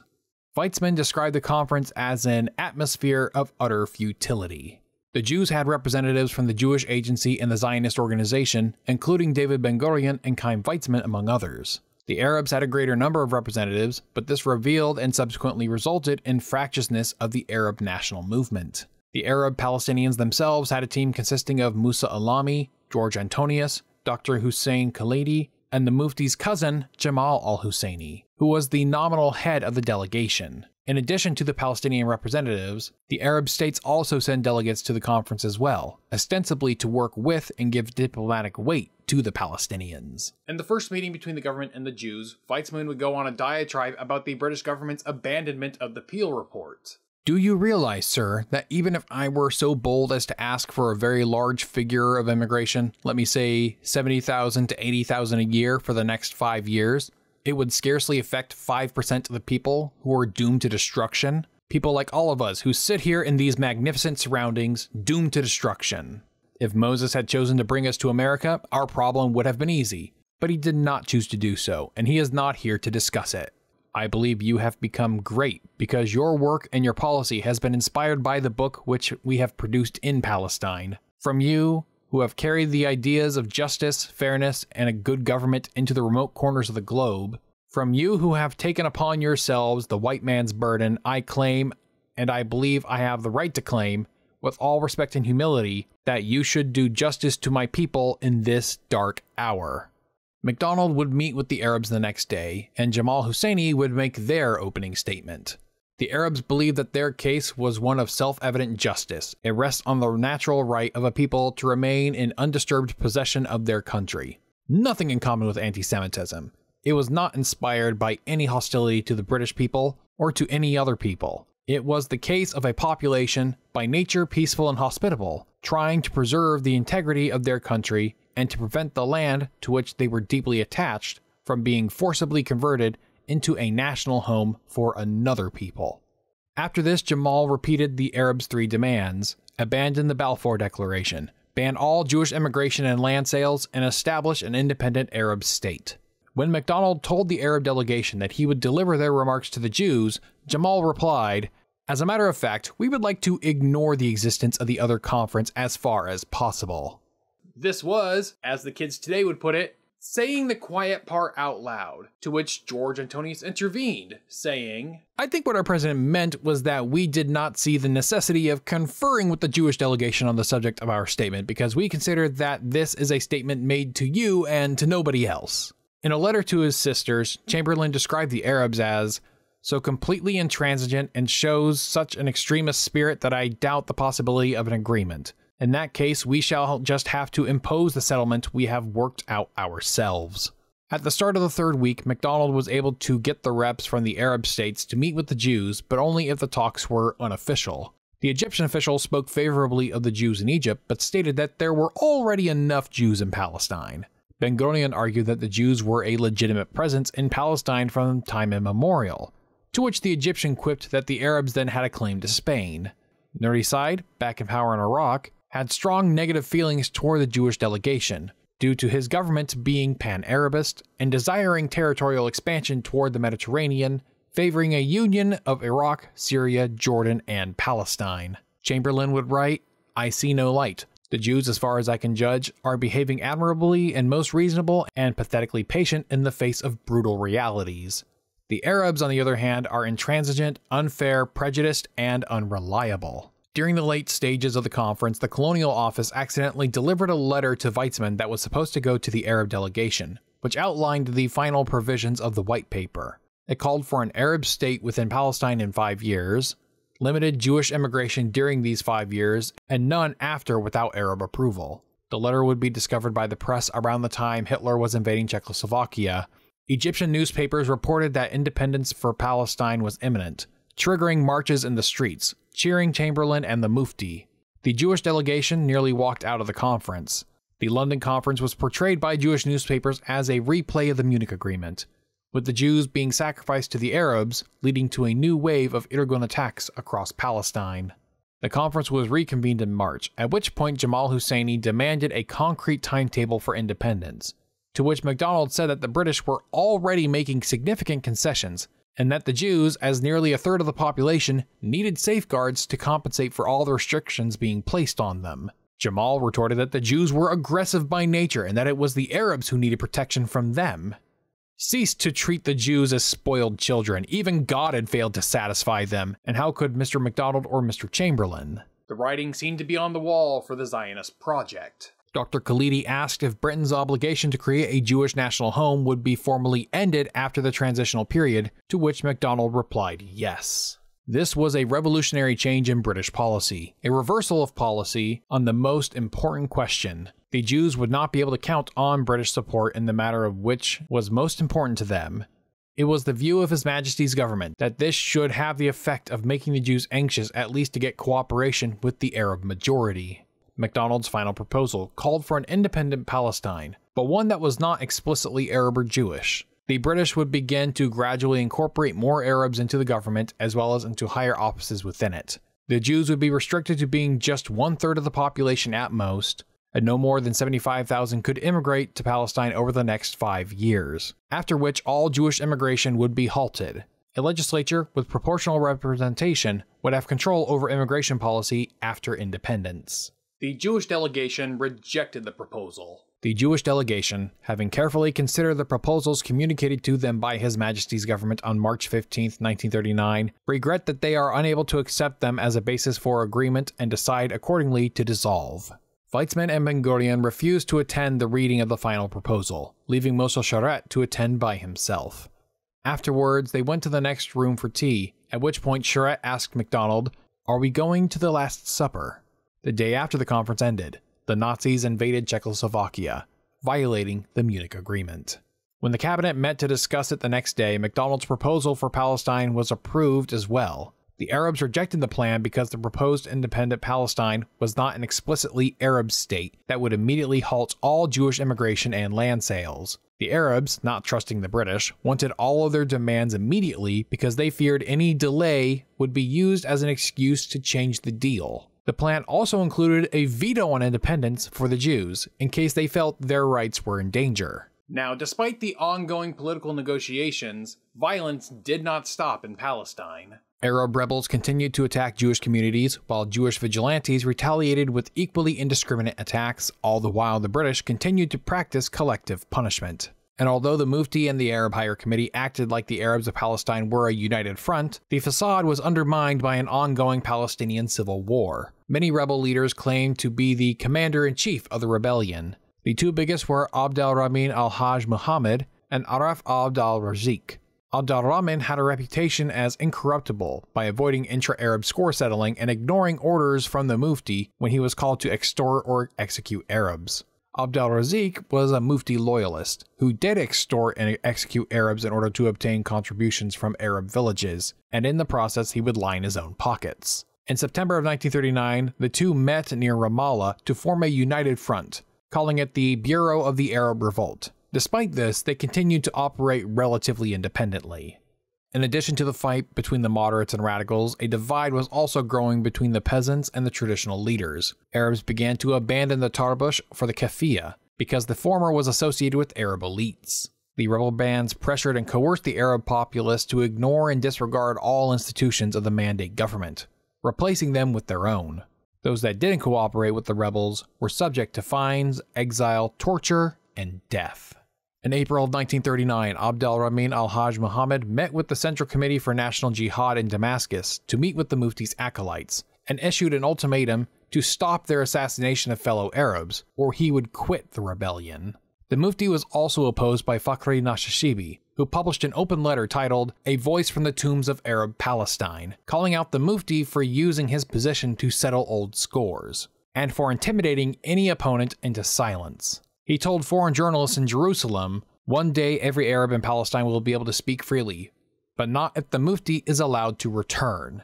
The British tended to believe that any Arab that openly opposed the Mufti must have been funded by the Jews, and in the case of Fakhri Nashashibi, they were right. Groups that had been covertly opposed to the Husseinis began to more openly oppose them as the intra-Arab feuds were fed, and would assist the British Army and in some cases received arms from them, and even the Jewish Agency, to take out the Husseini-aligned rebels.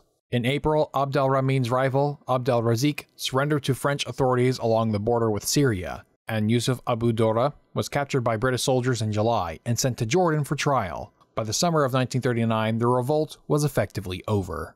In July, Bernard Montgomery wrote, "The rebellion out here as an organized movement is smashed. You can go from one end of Palestine to the other looking for a fight and you can't get one. It is very difficult to find Arabs to kill. They have had the stuffing knocked right out of them." The MacDonald White Paper would be published on May 17, 1939. It condemned the use of terrorism by the Arabs, but ultimately accepted their demands. One major change was made to the plan between the conference and the White Paper. The Jewish veto was removed. Jewish mobs in Jerusalem bombed the immigration office. In Tel Aviv, the district office was attacked, and a Jew killed a British constable. Ben-Gurion condemned the attack, but warned that this was the beginning of Jewish resistance. Jewish newspapers responded negatively and were followed by strikes and demonstrations by the Jews against British rule. Some Zionist activists in Britain considered assassinating Chamberlain and committing performative suicide on the floor of Parliament. The Labour Party was opposed to the White Paper and said that a future Labour government might rescind it. The final vote in Parliament saw all 159 opposition MPs vote against, joined by the Tories, and another 110 abstaining. The measure was approved by an 89-seat majority, which was quite small. MacDonald later acknowledged the cynicism of the White Paper, knowing full well that in a fight with Germany, the Jews would side with Britain against the Nazis, and therefore the British had little to lose by appeasing the Arabs against the interest of the Jews. The Jews would be on our side in any case in the struggle against Hitler. Would the independent Arab nations adopt the same attitude? We would probably lose the war and the Jews would lose the national home. There may have been an element of cynicism in all this, but it was an attempt to look far ahead. The White Paper was extremely unpopular in the United States. A New York Times editorial said it would not satisfy the Arab extremists, although it goes far toward meeting Arab demands. Still less will it satisfy the Zionists. By making the Jews a permanent minority in the homeland they have colonized with heroic enthusiasm and extraordinary success. President Roosevelt opposed the British White Paper following the Woodhead Report in 1939. On May 17th, he sent a memo to Secretary of State Cordell Hull, saying, "I have read with interest and a good deal of dismay the decisions of the British government regarding its Palestine policy.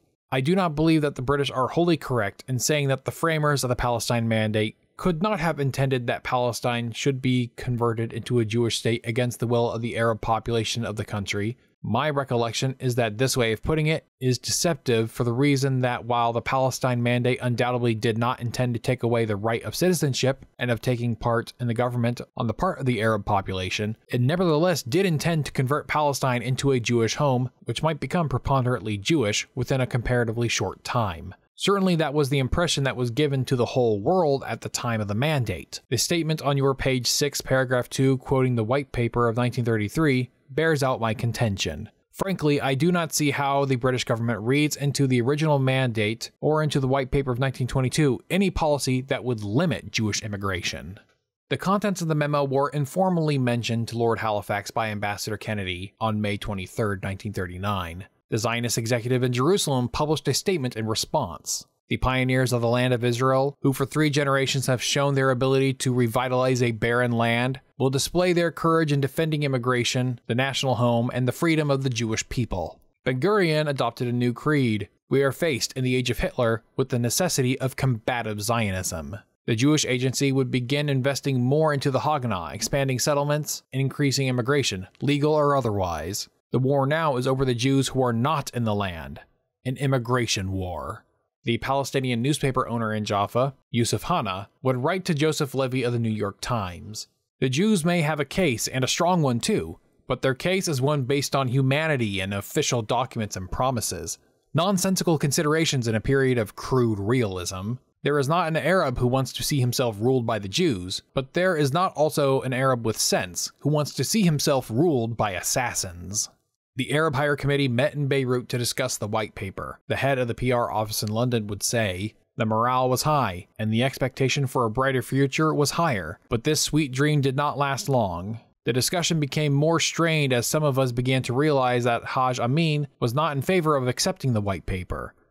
The remaining 14 members were not only strongly in its favor, but were determined to put an end to the negative policy the Arab leadership had been adopting heretofore. Consequently, the sole concern of the committee was now concentrated on convincing Haj Amin that his negative stand was extremely detrimental to the Arab cause and was serving, unintentionally, the Zionist cause." The Mufti claimed the White Paper had too many loopholes and detested that Jews would be given a legal equality with the Arabs. However, his refusal to accept the plan probably had as much to do with the British refusal to allow him to return to Palestine. While Arab leaders and notables publicly decried the White Paper as insufficient, most in private acknowledged that it was far more than they thought they would get from the British. Despite wide support from the Arabs for the White Paper, though, they would overwhelmingly be supportive of the Axis powers. Yusuf Hanna would explain the Arab support for Hitler. When the Arabs were, in their opinion, oppressed by England for the sake of the Jews, Hitler was persecuting the Jews and defying the great empire. What the Arabs could not do for themselves, Hitler was doing for them. This is the psychology of the public, in their present frame of mind, the Arabs believe they are weak and are badly treated by the powerful England. The Arabs' love of Hitler is only based on this conception. The revolt crippled the Arab economy, with crops dying in the fields and many families being devastated from the forced contributions to rebel leaders. Thousands of Arabs lost their government jobs due to reduced tax revenue and uncertainties over their loyalties. The boycott harmed Arab businesses, as cargo that would normally arrive at the port at Jaffa was diverted to the port of Tel Aviv. Despite the MacDonald proposal not being to the liking of Arab leaders, it was successful in taking the wind out of the revolt, because most Arabs in Palestine saw it as fulfilling most of their demands, and thus didn't need to continue fighting. The final casualties saw about 500 Jews killed and about 1,000 wounded. About 250 British were killed, and somewhere between 5,000 and 8,000 Arabs were killed, with at least 1,500 of them from Arab-on-Arab fighting, with about 20,000 wounded. 7,500 firearms, 1,200 bombs, and 165,000 pounds of ammunition were confiscated from Arabs. About 20% of Muslim men in Palestine were detained by British authorities at some point during the revolt, and about 2,000 homes were demolished. And 40,000 Arab Palestinians fled the country, with around 25,000 settling around Beirut alone. On August 23, 1939, the World Zionist Congress met in Geneva, at which Chaim Weizmann spoke on the recently ended revolt in Palestine. During the 3 years of Arab terror, which began in April 1936, the Yishuv has established 50 new settlements, built a Jewish port overnight, organized large-scale defense, and achieved a greater measure of economic independence. The Jews will stand united in defense of their rights in the land of Israel, rights based on international agreements and the eternal link between the people and their homeland. On September 1st, 1939, Germany invades Poland. The Second World War, and unbeknownst to most, the greatest genocide in human history, had begun.